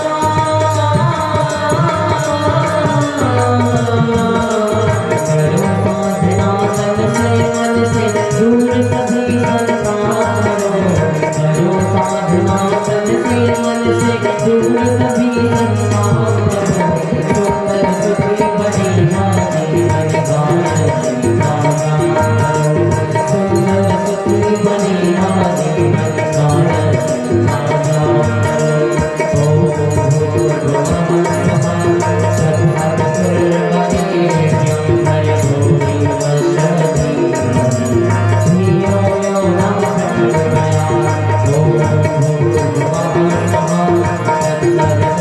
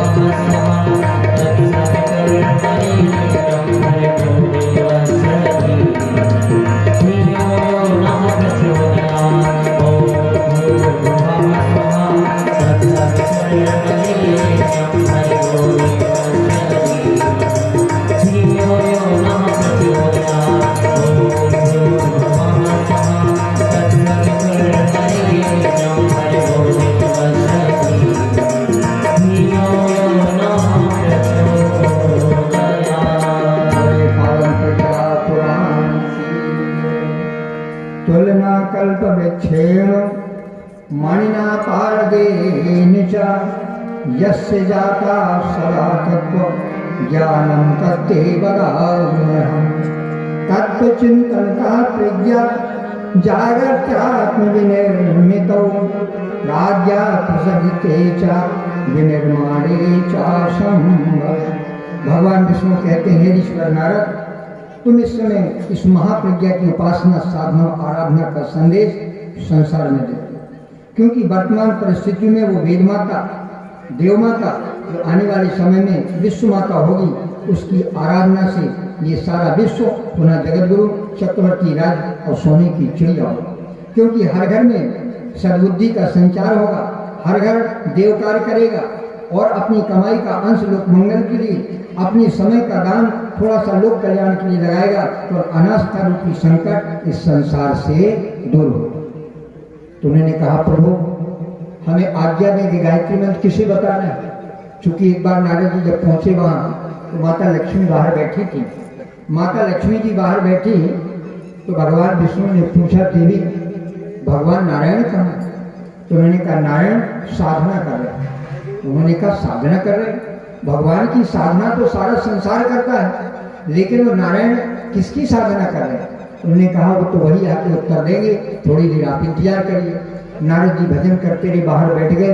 भगवान विष्णु थोड़ी देर में आए, नारद जी ने उनको प्रणाम किया। प्रणाम करके उन्हें पूछा नारद जी, और नारद जी ने पूछा, प्रभु आप तो संसार साधना कर रहा, लेकिन आप किसकी साधना कर रहे थे? उन्होंने कहा, नारद जो आदि शक्ति, ब्रह्म शक्ति, युगांतरी चेतना शक्ति गायत्री है, जिसके प्रभाव से सारी सृष्टि का संकलन और प्रेम पालन सब कुछ उसी से हो रहा है। उसी की शक्ति से हम जो पालन करते हैं, पोषण करते हैं, वो क्षमता हमें गायत्री की साधना से प्राप्त होती है। उसी की गायत्री की हम साधना कर रहे थे। बोले, प्रभु आप कह रहे हैं जन जन तक गायत्री की महाविद्या को फैलाओ, उसका प्रभाव क्या है? तो बोले, नारद तुम एक काम करो। बोले, क्या? उन्होंने कहा, एक जगह उन्होंने स्थान बताया, एक जगह की नाली पर कीड़ा पड़ा हुआ है, तुम जाकर वहां केवल एक बार गायत्री मंत्र सुना देना, बस। नारद जी गए, भगवान की आज्ञा का पालन करना था। भगवान की आज्ञा का पालन करके नारद जी वहां पहुंचे और उस कीड़े को जैसा कीड़ा बताया, उसकी लंबी पूंछ है, लाल रंग का मुंह है और इस तरह पूरा बताया। क्योंकि वो कहानी जो हमने अभी सुनाई थी सेठ जी की, आनंद स्वामी सरस्वती ने अपनी मानव जीवन गाथा में लिखी। जो कहानी सुनाई थी वो आनंद स्वामी सरस्वती की पुस्तक है, मानव जीवन गाथा। परम पूज्य गुरुदेव ने भी लिखी है।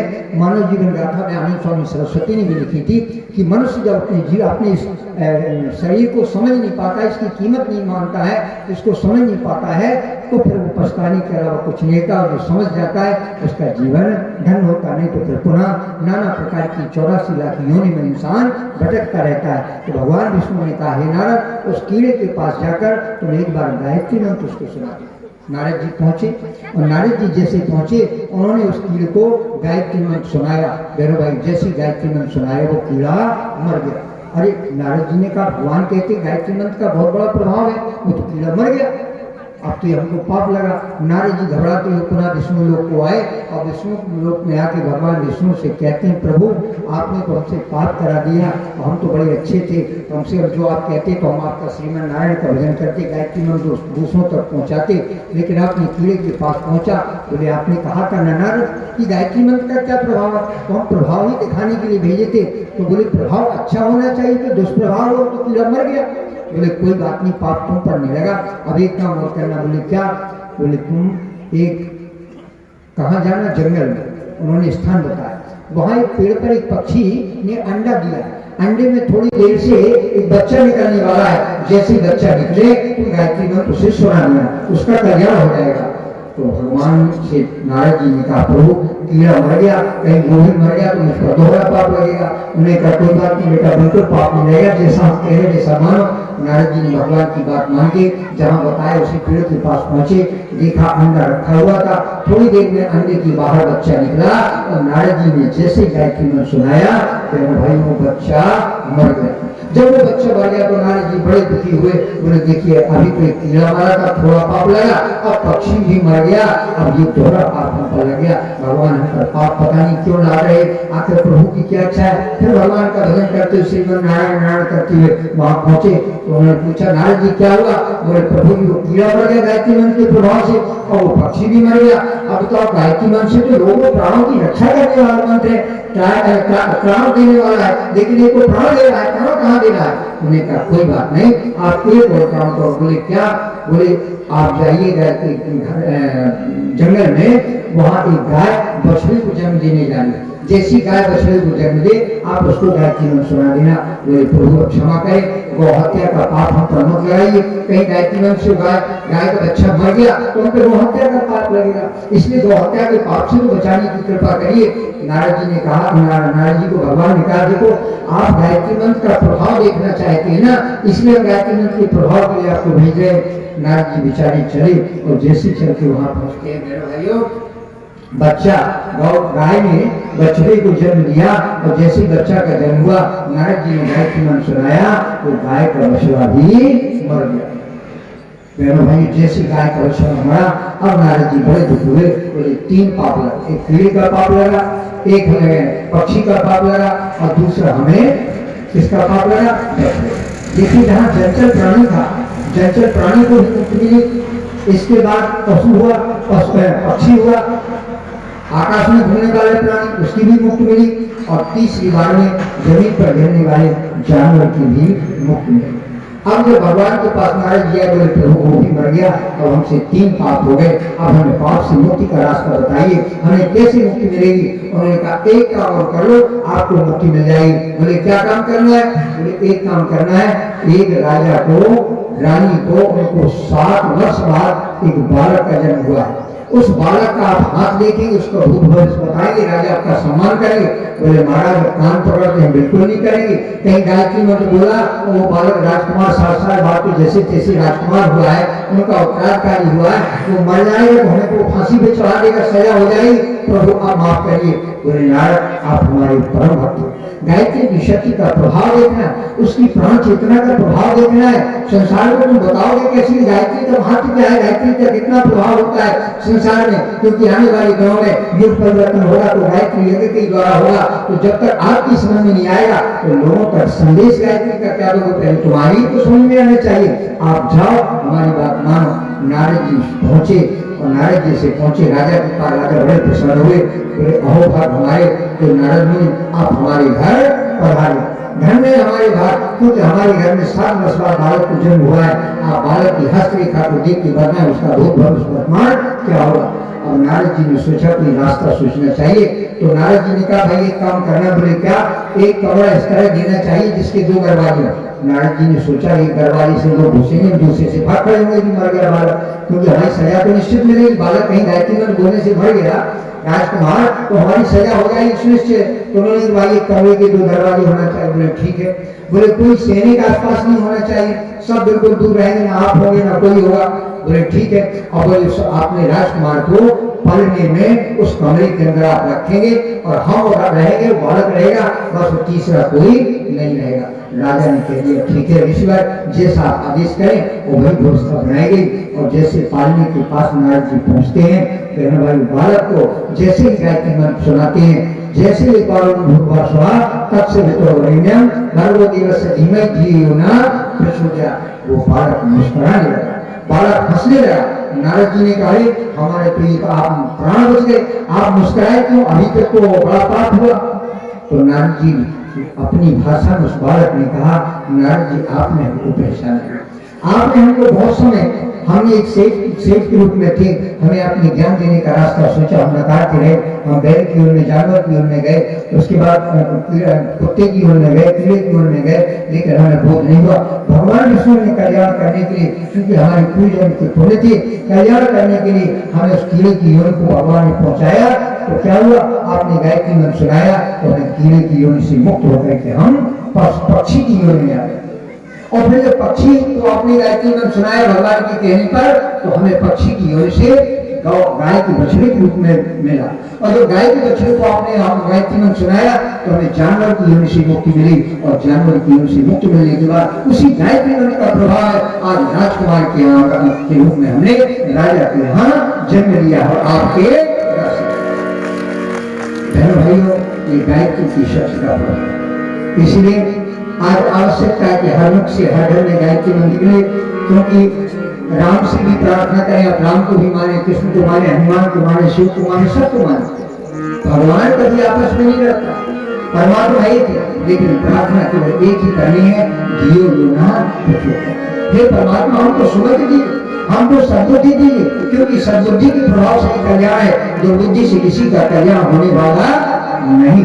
इसलिए वो गायत्री मंत्र है। और गायत्री मंत्र बहनों भाइयों, भगवान राम तो वशिष्ठ विश्वामित्र ने गायत्री मंत्र से दीक्षित किया, भगवान कृष्ण को संगीत गायत्री ने गायत्री मंत्र से दीक्षित किया। जितने भी महापुरुष ऋषि हुए सभी गायत्री मंत्र के प्रभाव से आगे बढ़े। इसलिए गायत्री मंत्र का प्रभाव आज परम पूज्य गुरुदेव ने जीवन को तप साधने के बाद गायत्री को घर घर जन जन तक पहुंचाने के लिए हर मुख से गायत्री मंत्र करना चाहिए। आइए गीत के माध्यम से सुनते हैं, फिर आगे कथा करेंगे। बोलिए पावन प्रज्ञान की जय हो। हर मुख से निकले गायत्री माँ, घर घर यज्ञ रचाए रचाए, घर घर यज्ञ रचाए। हर मुख से निकले गायत्री माँ, घर घर यज्ञ रचाए रचाए, घर घर यज्ञ रचाए।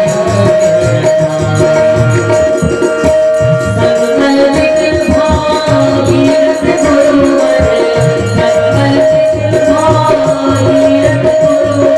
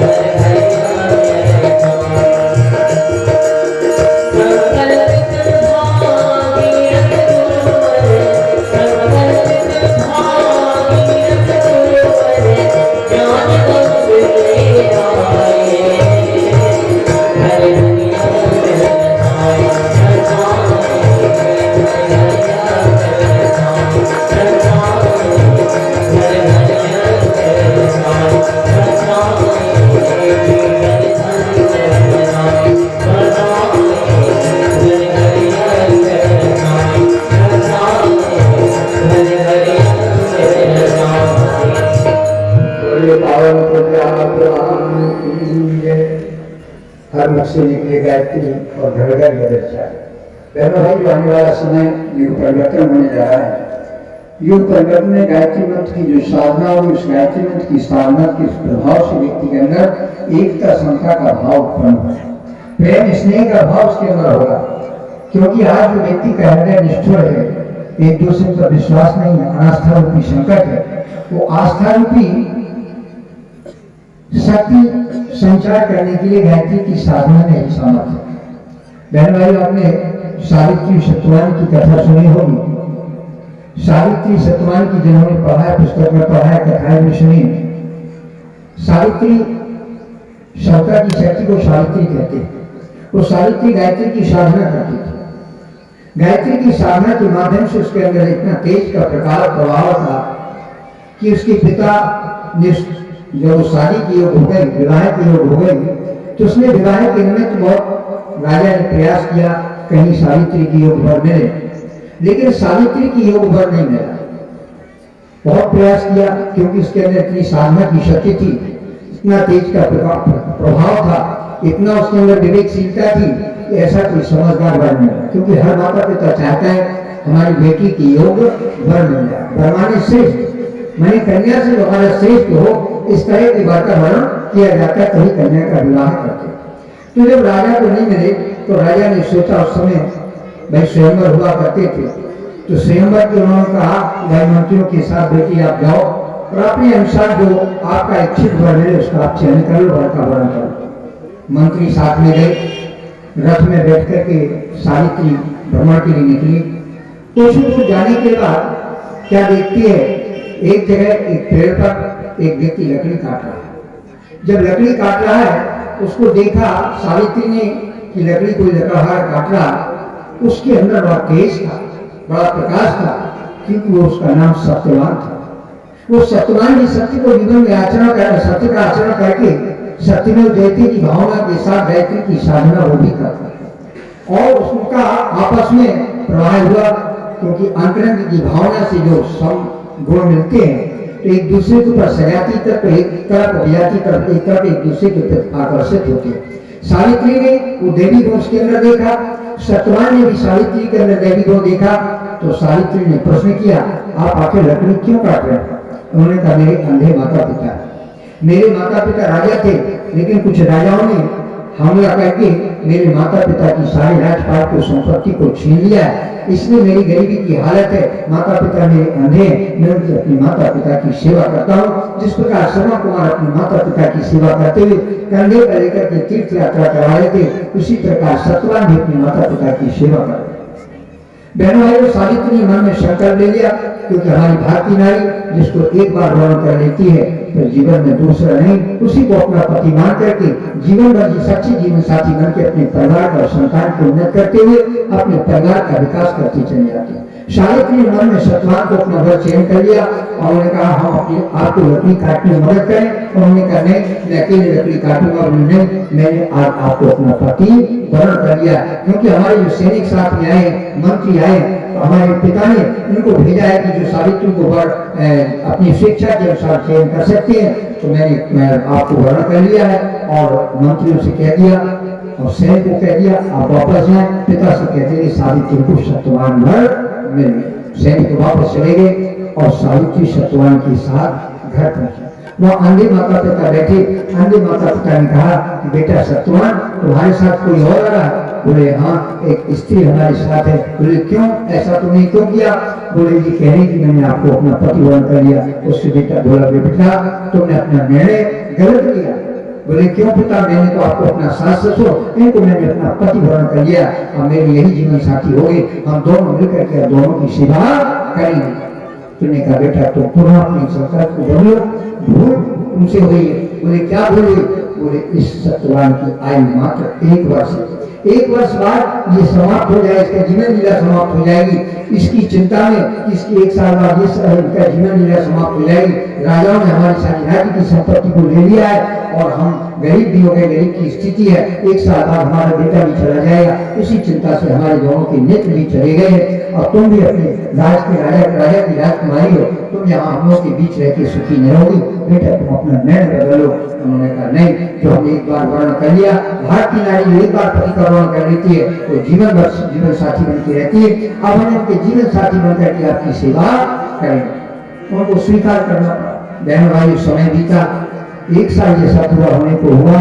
अब सतवान की 1 वर्ष की आयु पूरी हो गई। जब 1 वर्ष की आयु पूरी हो गई, 1 वर्ष के दोनों मिलकर के गायत्री की साधना करते रहे। सत्यवान और सावित्री दोनों ने मिलकर के गायत्री की साधना की। उस गायत्री की साधना का इतना प्रभाव हुआ कि यमदूत जब लेने के लिए आए तो यह सत्यवान बेहोश हुए और सावित्री अपनी गोद में लिटा लिया।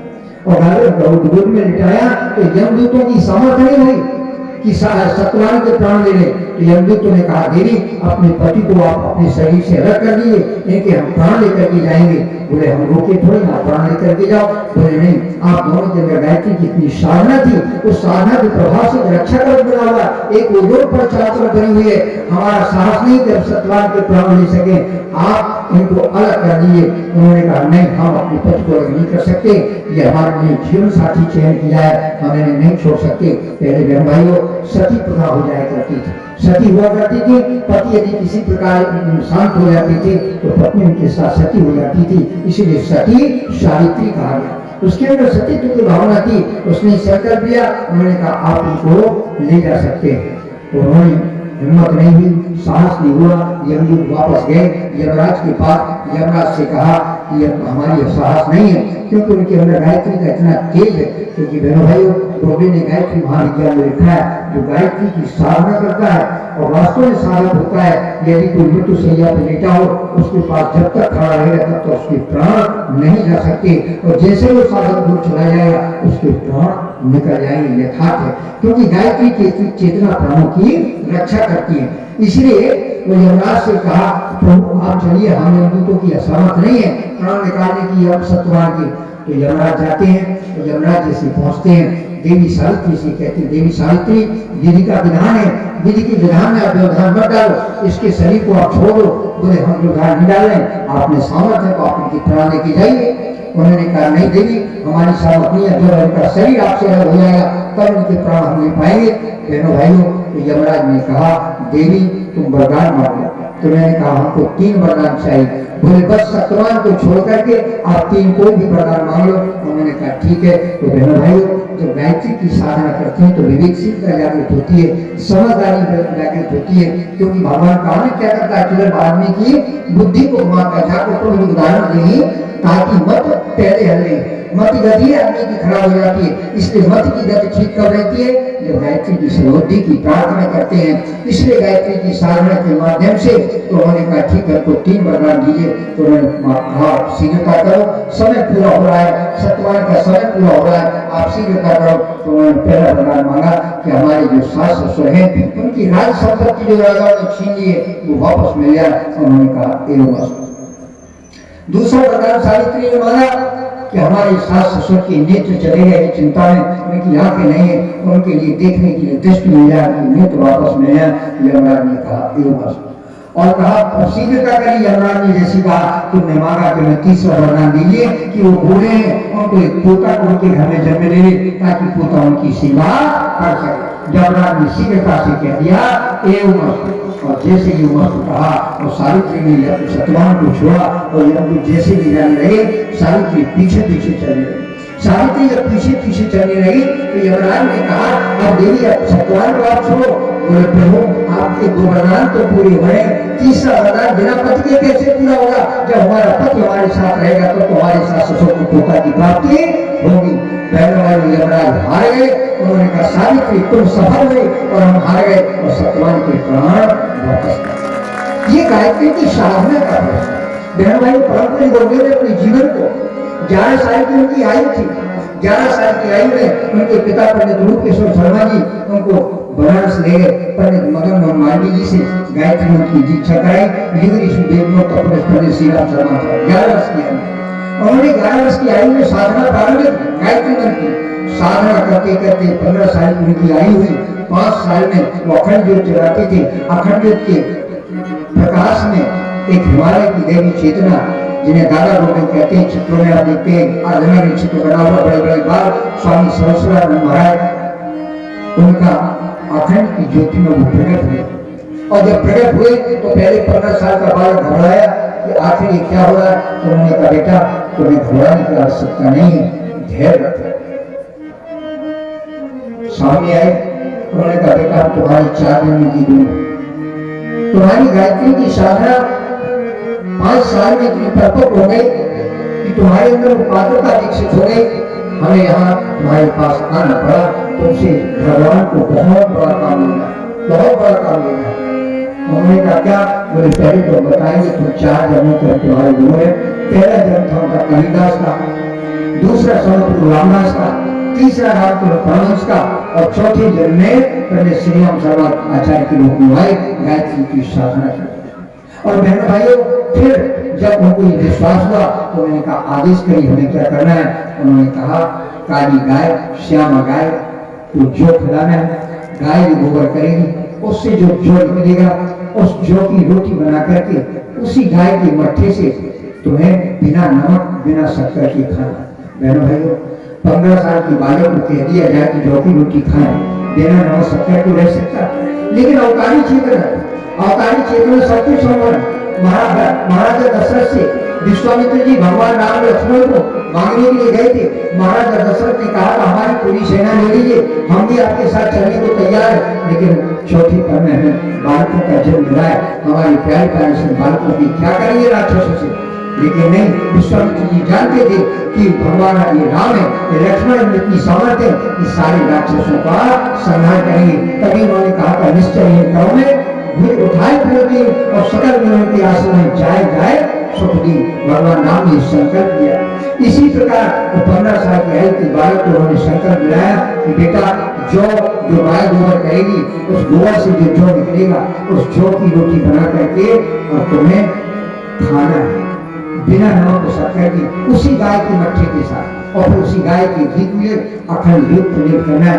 बसंत पंचमी 1926 के दिन, 1926 वर्ष में बसंत पंचमी के दिन आए और उन्होंने निर्देश को माना। और बहनों भाइयों, और वो बालक धीरे धीरे साधना प्रारंभ कर दी।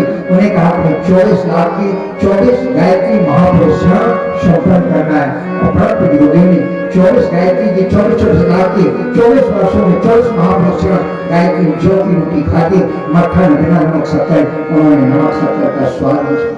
उनकी माता रानपुरी थी, उन्होंने कहा, मेरा बेटा नमक शक्कर नहीं खाया तो तीज त्योहार में कोई मिठाई पकवान नहीं बनते थे। एक ही बालक था में माता रानपुरी को लाडली सा बालक ने संकल्प ले लिया है। अब उस संकल्प के साथ जब मक्खन तो वो माता जी ने भी नमक और मीठा त्याग दिया था। वो भी अपनी बेटे की साथ साधना करती थी। जब बहुत जबरदस्ती उन्होंने की तो माता का नहीं, माता तो नमक खाती हो, मीठा भले छोड़े, मीठा खाती हो, तो उन्होंने नमक छोड़ा। मीठा माता ही मीठा खाती थी, नमक नहीं खाती थी माता रानपुरी। और इस तरह उन्होंने तप साधना करने के बाद बहनों भाइयों, उस तप साधना के बल में देश को स्वतंत्र कराने के लिए आसनसोल जेल में भी गए। पंडित मदन मोहन मालवीय, स्वरूपरानी नेहरू, जवाहरलाल नेहरू की माता के साथ और रफी अहमद किदवई जेल में थे। देश को स्वतंत्र कराने के लिए उनके साथ वो जेल में गए। और इस तरह उनका अनुष्ठान 27 साल में पूरा हुआ।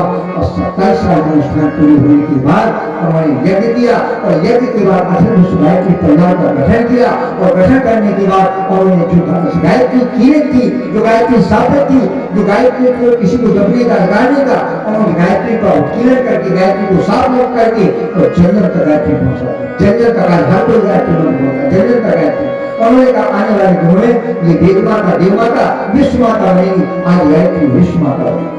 और बहनों भाइयों, कहा कि बहनों को गायत्री में जपने का अधिकार नहीं है। माता जी ने तप साधना करने के बाद, गुरु जी ने भी तप साधना की, माता जी ने तप साधना की। उन्होंने माता जी ने परम माता जी की शताब्दी वर्ष 2026 में हम सब लोग मनाएंगे।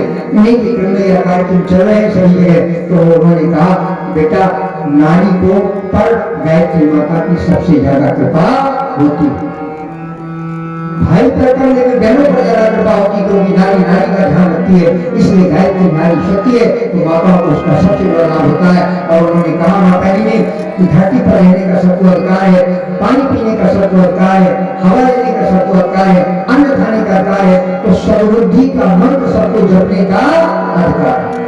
अर्थात जन्नत को करने का अधिकार नहीं दिया। और आज कोई किसी की बाधा नहीं। एक बार विदिशा यही नजदीक है, विदिशा ने शंकराचार्य जी आए थे और इसी तरह सायंकाल सभा हो रही थी। सायंकाल की सभा में उस विदिशा सभा में शंकराचार्य जी ने कहा कि बहनों को गायत्री का मंत्र जप नहीं करना चाहिए। आज भी कुछ पंडित पुजारी कहते हैं भागवत कथाओं के माध्यम से, अब तो उनकी भी बुद्धि ठीक हो रही, वो भी बोल रहे हैं हाँ भाई गायत्री में सबको जपना चाहिए।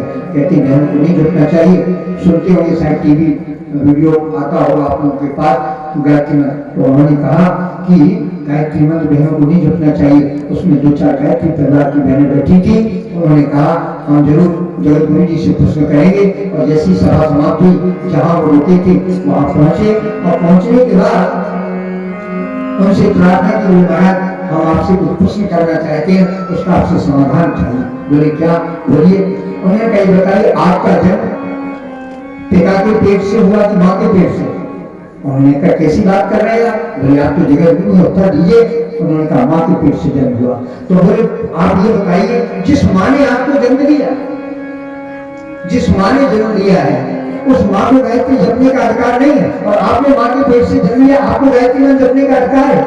जगत गुरु शंकराचार्य कुछ नहीं बोले। आगे दोनों ने घोषणा कर दी सभी को गायत्री मंत्र, बहनों को भाइयों को सबको गायत्री मंत्र जपने का अधिकार।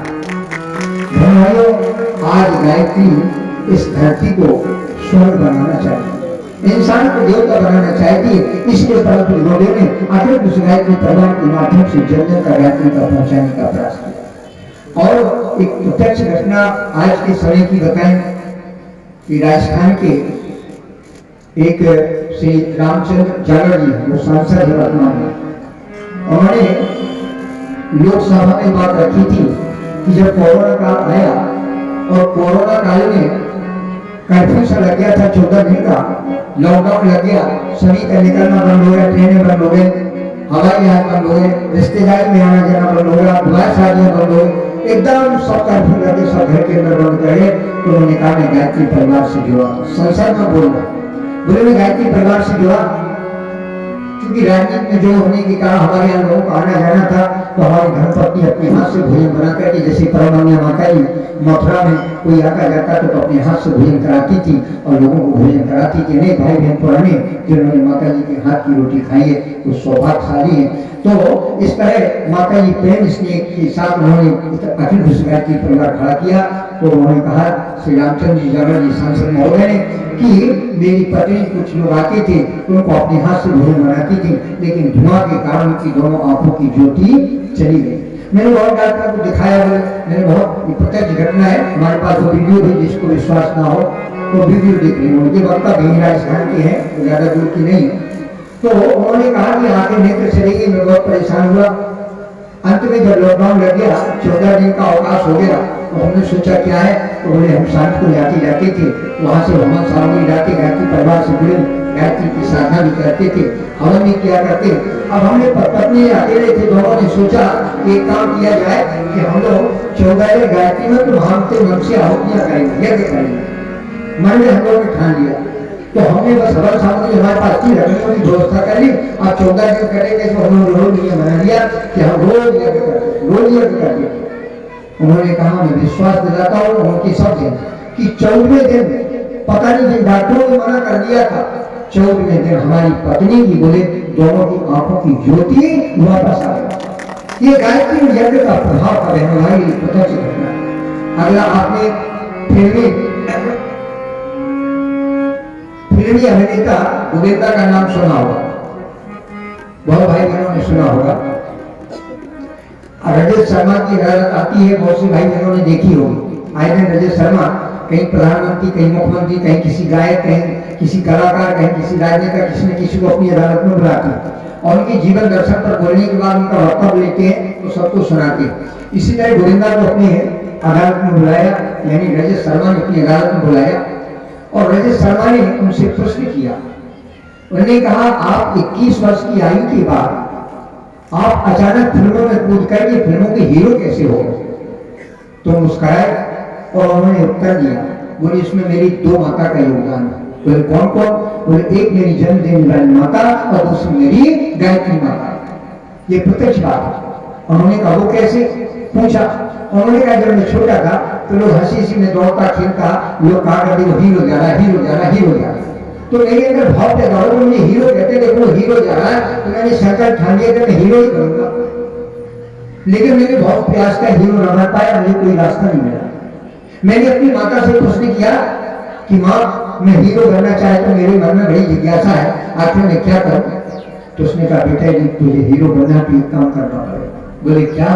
बोले 1 साल तक एक गायत्री महापुरुषों का अनुष्ठान पूरा करना पड़ेगा।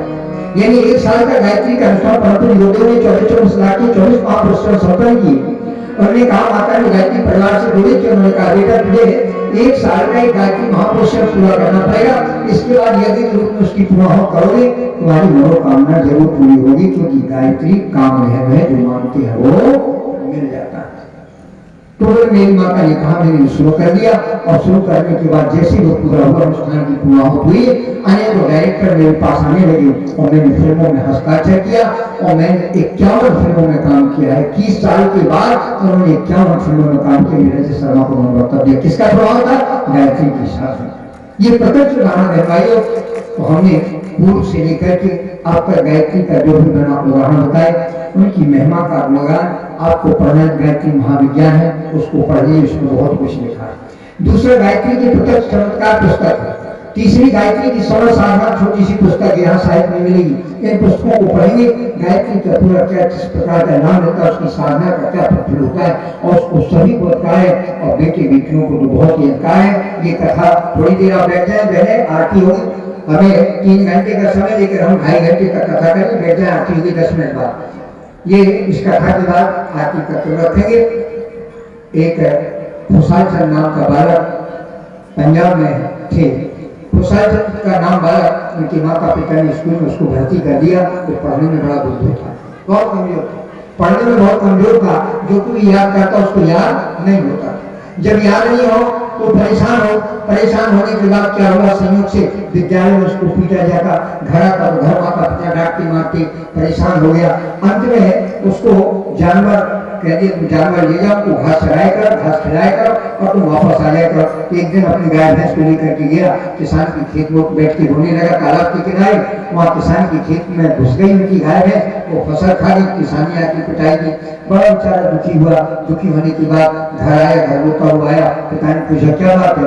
बोले गाय भैंस खेत में चली गई, उन्हें हमको पिटाई लगे। बोले तू पिटने लायक तो पढ़ने में बुद्ध हो और जानवर भी कायदे से रख सकता तो बिल्कुल बेकार, वहां तो तेरा जीवन बेकार है। अब उसको बड़ा कष्ट हुआ, वो मन ही मन सोचने लगा अब तो मेरा मनुष्य का जन्म बेकार हो गया। इसी तरह सोचते सोचते शाम हुई। संयोग से एक स्वामी नित्यानंद जी ऐसे नजदीक मंदिर था, मंदिर में आए हुए थे। तो नित्यानंद जी के पिता को पता चला, वो श्रद्धालु थे। उन्होंने कहा जा चाय बनाने के लिए 1 गिलास उनको दूध लेके जा। वो नित्यानंद महाराज जी के पास खुशाल चंद नाम का बालक को 1 गिलास दूध दिया, लेके गए और उनको दूध दिया। पिताजी ने भेजा है आप चाय बना लीजिए। बोले ठीक है बेटा तुम बैठ जाओ, मैं भी गिलास खाली करता हूँ। और बैठा और बैठ करके धीरे धीरे याद करके फूट फूट के रोने लगा। 7 साल का बालक कितना बड़ा हो सकता है? और फूट फूट के रोने लगा। जब फूट फूट के रोने लगा, नित्यानंद जी की निगाह गई, उन्होंने देखा ये बालक रो क्यों रहा है? नजदीक पहुंचे, बोले बेटा बात क्या है, तो क्यों रो रहा है? बोले कुछ नहीं। बोले कुछ तो? बोले मेरे विद्यालय में पिटाई लगती है, घर आता हूँ, घर में माता पिता द्वारा डांटा मारा जाता हूँ। यदि मैं अपनी जानवर चराने के लिए घास खिलाने के लिए गया तो वहां भी मेरी पिटाई लगी। मेरी तो जीवन बेकार है। अब मैं अपने जीवन को रखना नहीं चाहता, मुझे रास्ता बताइए, मैं अपने जीवन को कैसे ठीक करूं? उन्होंने कहा बेटा चिंता करने की बात है। उन्होंने कागज में, बहन भाइयों सत्य कथा है, ये उन्होंने कागज में गायत्री मंत्र लिख दिया। बोले बेटा इस गायत्री मंत्र को नित्य प्रातः होकर के नहाने धोने के बाद ये नित्य गायत्री मंत्र का जप करना तो निश्चित तेरे बुद्धि का प्रकाश होगा, मेरा विकसित होगी, तो पढ़ने में विवेकशील होगा, समझदार होगा और तुझे सब को याद होता हुआ चला जाएगा। बहनों भाई उनकी बात मान करके वो बालक नित्य गायत्री मंत्र का जप करने लगा। 1 महीना हुआ, पिताजी से बोला पिताजी एक बार मुझे और मौका दे दीजिए पढ़ने के लिए, अब मैं स्कूल जाऊंगा। बहन भाई उनके पिता ने कहा चलो ठीक है, इसकी बुद्धि तो खुली, अध्यापक के पास स्कूल पहुंचे तो इस बालक को एक बार और समय दे दिया जाए और इसके बाद फिर नहीं पढ़ेगा तो हम फिर नहीं पढ़ाएंगे। तो पढ़ने लगा। बहनों भाइयों, छिमाही जैसी परीक्षा होती है, बालक पूरी अपनी कक्षा में दूसरा स्थान प्राप्त हुआ। जैसे दूसरा स्थान प्राप्त हुआ, अध्यापक ने कहा इस बालक ने नकल की है, निश्चित नकल की है, ये अकल भी इसके पास है नहीं, नकल की है, तभी इसको दूसरा अंक आया। उन्होंने बुलाया, बोले बताओ सच में तुम्हारी पिटाई गई, किसकी नकल की? उसने कहा मैंने किसी की नकल नहीं की है, मैंने याद किया है तब मेरे अपने अच्छे नंबर आए।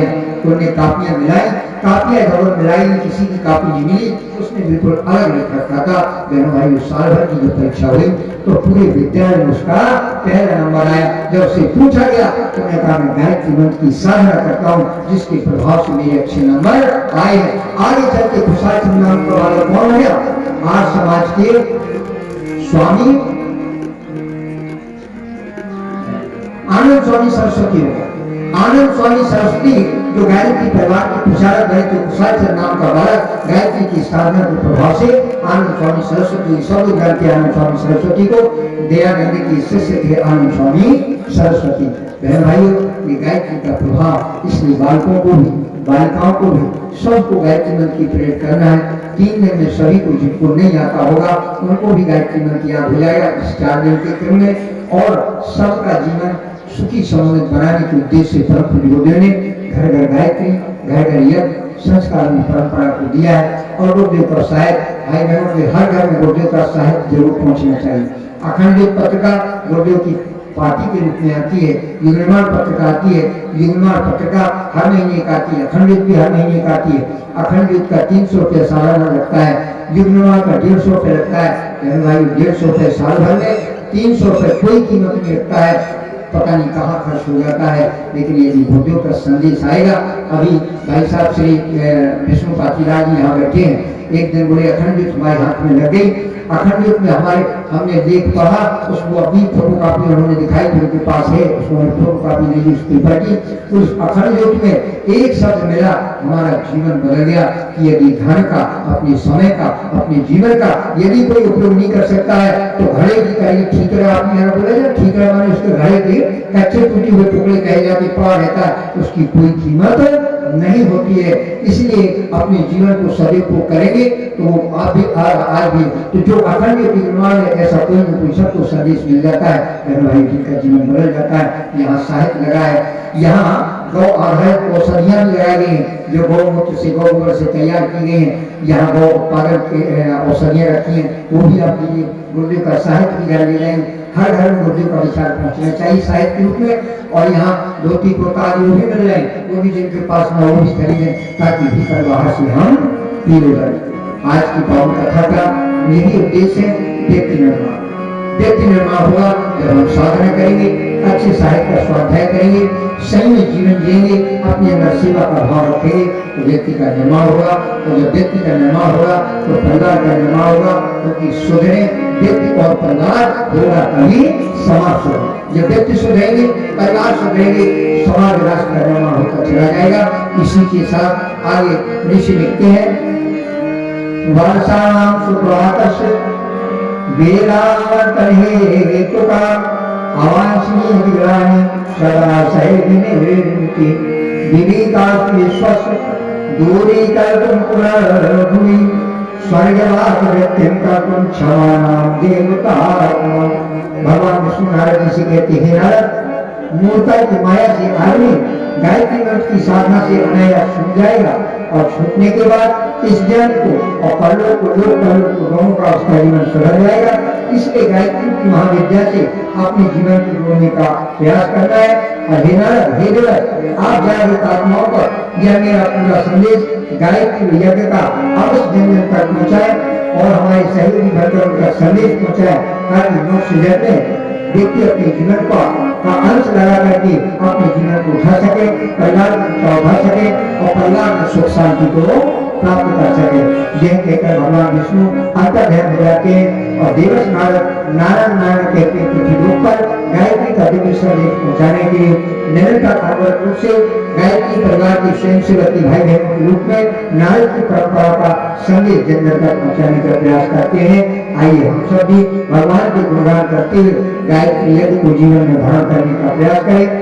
श्रीमद प्रज्ञा विद्या योग दर्शन साधन करण श्री विष्णु नारद संवादी लोक कल्याण जिज्ञासिति प्रकरणा प्रथम अध्याय पावन प्रज्ञा पुराण की जय। अब पावन प्रज्ञा पुराण की आरती होगी। आरती के लिए जब यहाँ से कहा जाएगा सभी भाई बहन अपने स्थान पर खड़े हो जाएगा। अभी कैसे हैं बोलिए गायत्री माता की जय। आज प्रथम दिवस प्रज्ञा पुराण में बाबू जी ने हमें गायत्री विषय जो बातें बताई है, बड़ी महत्व की बातें बताई है। ये बड़ी गायत्री महाज्ञान गुरुदेव ने 2 खंडों में लिखी बातें बाबू जी ने निश्चित रूप से अपने अनुभव के आधार पर गागर में सागर भरने वाली बातें कही है। इतनी बातें जो है गायत्री विषय और उसका शंका समाधान गुरुदेव ने पुस्तक लिखी है गायत्री विषय शंका समाधान, वो सारी बातें बाबू जी ने प्रथम दिवस में आज आपको बता दी। मैंने बहुत बातें आपको बहुत कम समय में बाबू जी ने बता दी है गायत्री के विषय में। कुछ सूचनाएं हैं। आज हमारा सौभाग्य ये है कि यह यज्ञ जो हमारे गांव में संपन्न हो रहा है ये नवरात्र में हो रहा है। ये भी एक सौभाग्य की बात है। नवरात्र 2 वर्ष में जो 2 नवरात्र आते हैं, 2 गुप्त आते हैं। नवरात्र में साधनाओं का बड़ा विशेष महत्व होता है। तो इस नवरात्र में हम जब इस यज्ञ को गायत्री यज्ञ को संपन्न करने जा रहे हैं, निश्चित रूप से हमको गायत्री साधना को करना है और आगे जीवन में अपनाना है, उसको आगे कंटिन्यू करना है। बहुत ही आपको बताया बहनें हमारी यहाँ 2 महापुरुष की गायत्री साधना इस स्थान पर नियमित रूप से कर रही है और उस ऊर्जा का प्रभाव आज हमको यहाँ पर देखने को मिल रहा है। तो उसके लिए आप सब बहनों के चरणों में हम नमन करते हैं। आपने जो यहाँ पर तप किया उसका प्रभाव आज से यहाँ पर हमको देखने को मिल रहा है। कुछ सूचनाएं हैं कल के लिए और अभी के लिए। कल प्रातः हम 7:30 बजे यज्ञ की शुरुआत करेंगे। कल का प्रथम दिवस यज्ञ के लिए होगा। देव आवाहन का क्रम होगा, समय लग सकता है। 7:30 बजे समय का आपको ध्यान रखना है सभी को। जो भाई बहन जोड़े से बैठेंगे वे अपनी गणवेश में यज्ञ स्थल पर समय से पूर्व आ जाए। धोती कुर्ते में भाई लोग आए, बहनें अपनी पीली साड़ी में आए। अभी यज्ञशाला को भाई लोगों ने लिखने की व्यवस्था बना दी है। अभी आरती के पश्चात बहनें रुक करके यज्ञशाला को लिख दे व्यवस्थित। तो वापस से शुद्धिकरण, जैसे पूर्व में आपने कई मरतबा यज्ञशाला को लिख दिया है लेकिन एक भाई लोगों ने व्यवस्था बना दी है, तो आप इसको पुनः से अभी आरती के पश्चात यज्ञशाला को लिख दें। उसके उपरांत में जो बहनें देव कन्याएं हमारी हैं यज्ञशाला की तैयारी के लिए अभी रात्रि के भोजन के उपरांत 7:30 या 7:45 तक यहाँ देव कन्याएं आ जाए। सुबह की हम तैयारियां अभी रात को ही कर लेंगे। संविधान रखना, थालियों की व्यवस्था, इस प्रकार से जो छोटी व्यवस्था बड़ी व्यवस्था है वे अभी हम रात को करेंगे। देव कन्याएं जो है वो भोजन के उपरांत यज्ञशाला में आ जाए।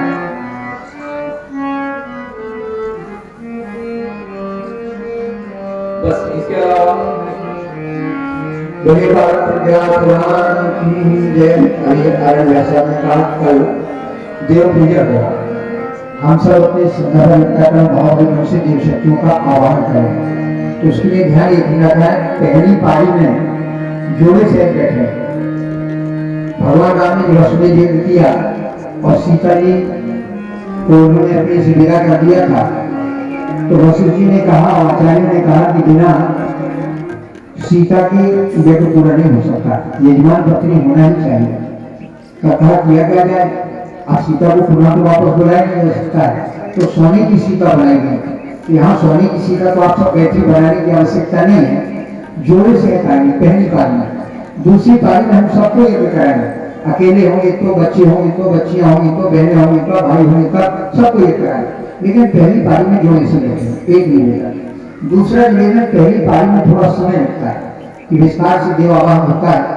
33 कोटि देवताओं का आवाहन किया जाता है क्योंकि परमात्मा तो एक होता है लेकिन उसकी शक्ति धारण अनेक होती है। एक तो ब्रह्म, द्वितीय नास्ति। परमात्मा एक है लेकिन अनेक रूप में काम करता है। हवा जो पवन देव का अलग है, वायु देव का अन्य देव का अलग है, वरुण देव का अलग है, आकाश देव का अलग है, पृथ्वी देव का अलग है, सभी देव का अलग है, लेकिन वो सब है एक।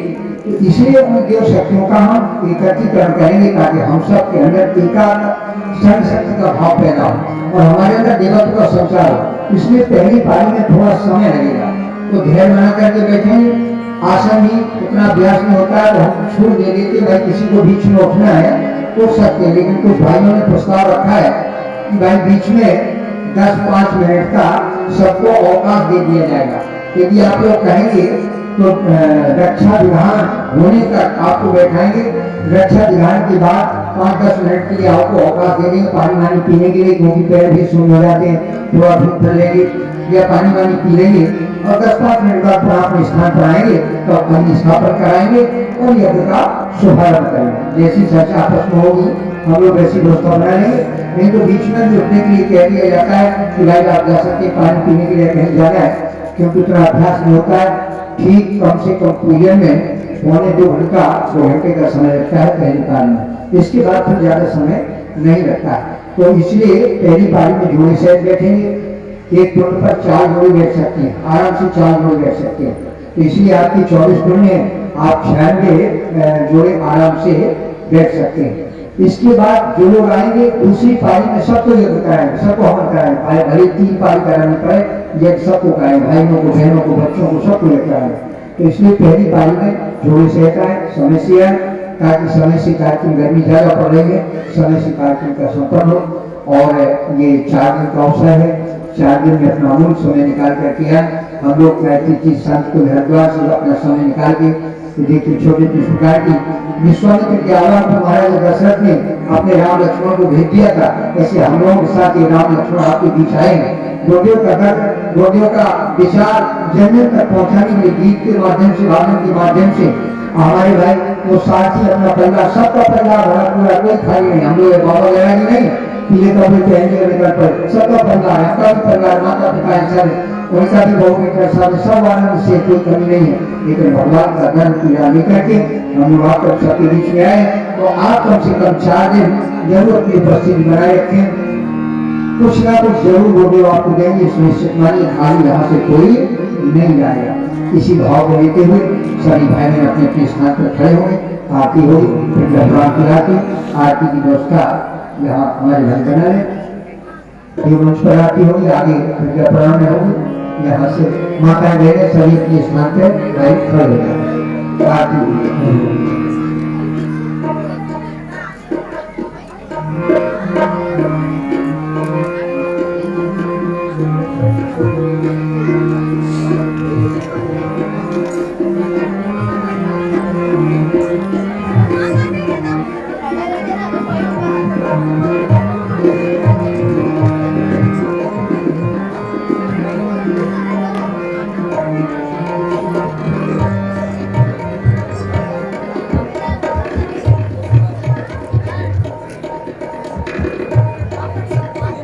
आरती को प्रज्वलित करें।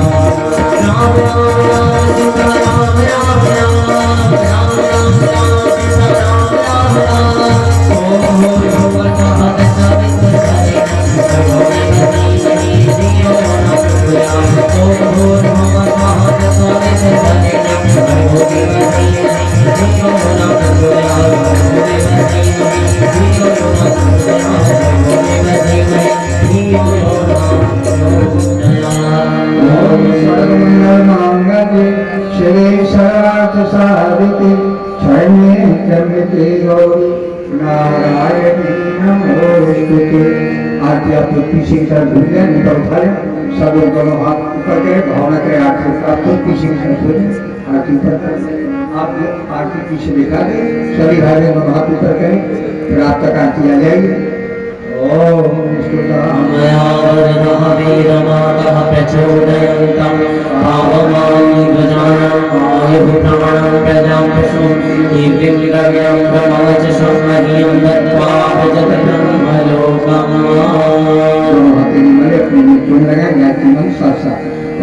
भूर्भुवः स्वः तत्सवितुर्वरेण्यं भर्गो देवस्य धीमहि धियो यो नः प्रचोदयात्। कुछ बहनें बीच में हो जाए, कुछ किनारे हो जाए, सब तक आरती पहुंचा दें। और कोई सूचना हो।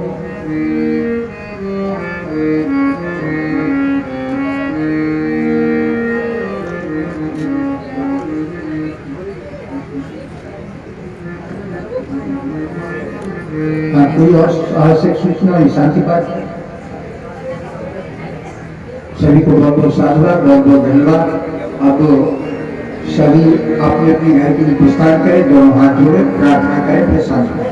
ओम नमो परमकाय सहस्रमूर्तये सहस्रपादाक्ष शिरोर्मणे सहस्रनाम्ने पुरुषाय सहस्रते सहस्रकोटि युगधारिणी नमः सहस्रकोटि युगधारिणी नमः। ओम शांति अंतरिक्षं शांति पृथ्वी शांतिरापः शांतिरोषधयः शांतिः वनस्पतयः शांतिर्विश्वैर्देवाः शांतिर्ब्रह्म शांतिः सर्वगं शांति शांतिरेव शांतिः शांतिरेधि। ओम शांतिः शांतिः शांतिः सर्वादिश्च शांतिर्भवतु। बोली वीर माता गायत्री की जय, परम पूज्य गुरुदेव की जय, परमनिया माता जी की जय। धर्म की अधर्म का प्राणियों में विश्व का भोलेनाधिपति महाकाल की हर हर महादेव। ओम वंदे वीरमातरम वंदे देवमातरम वंदे विश्वमातरम।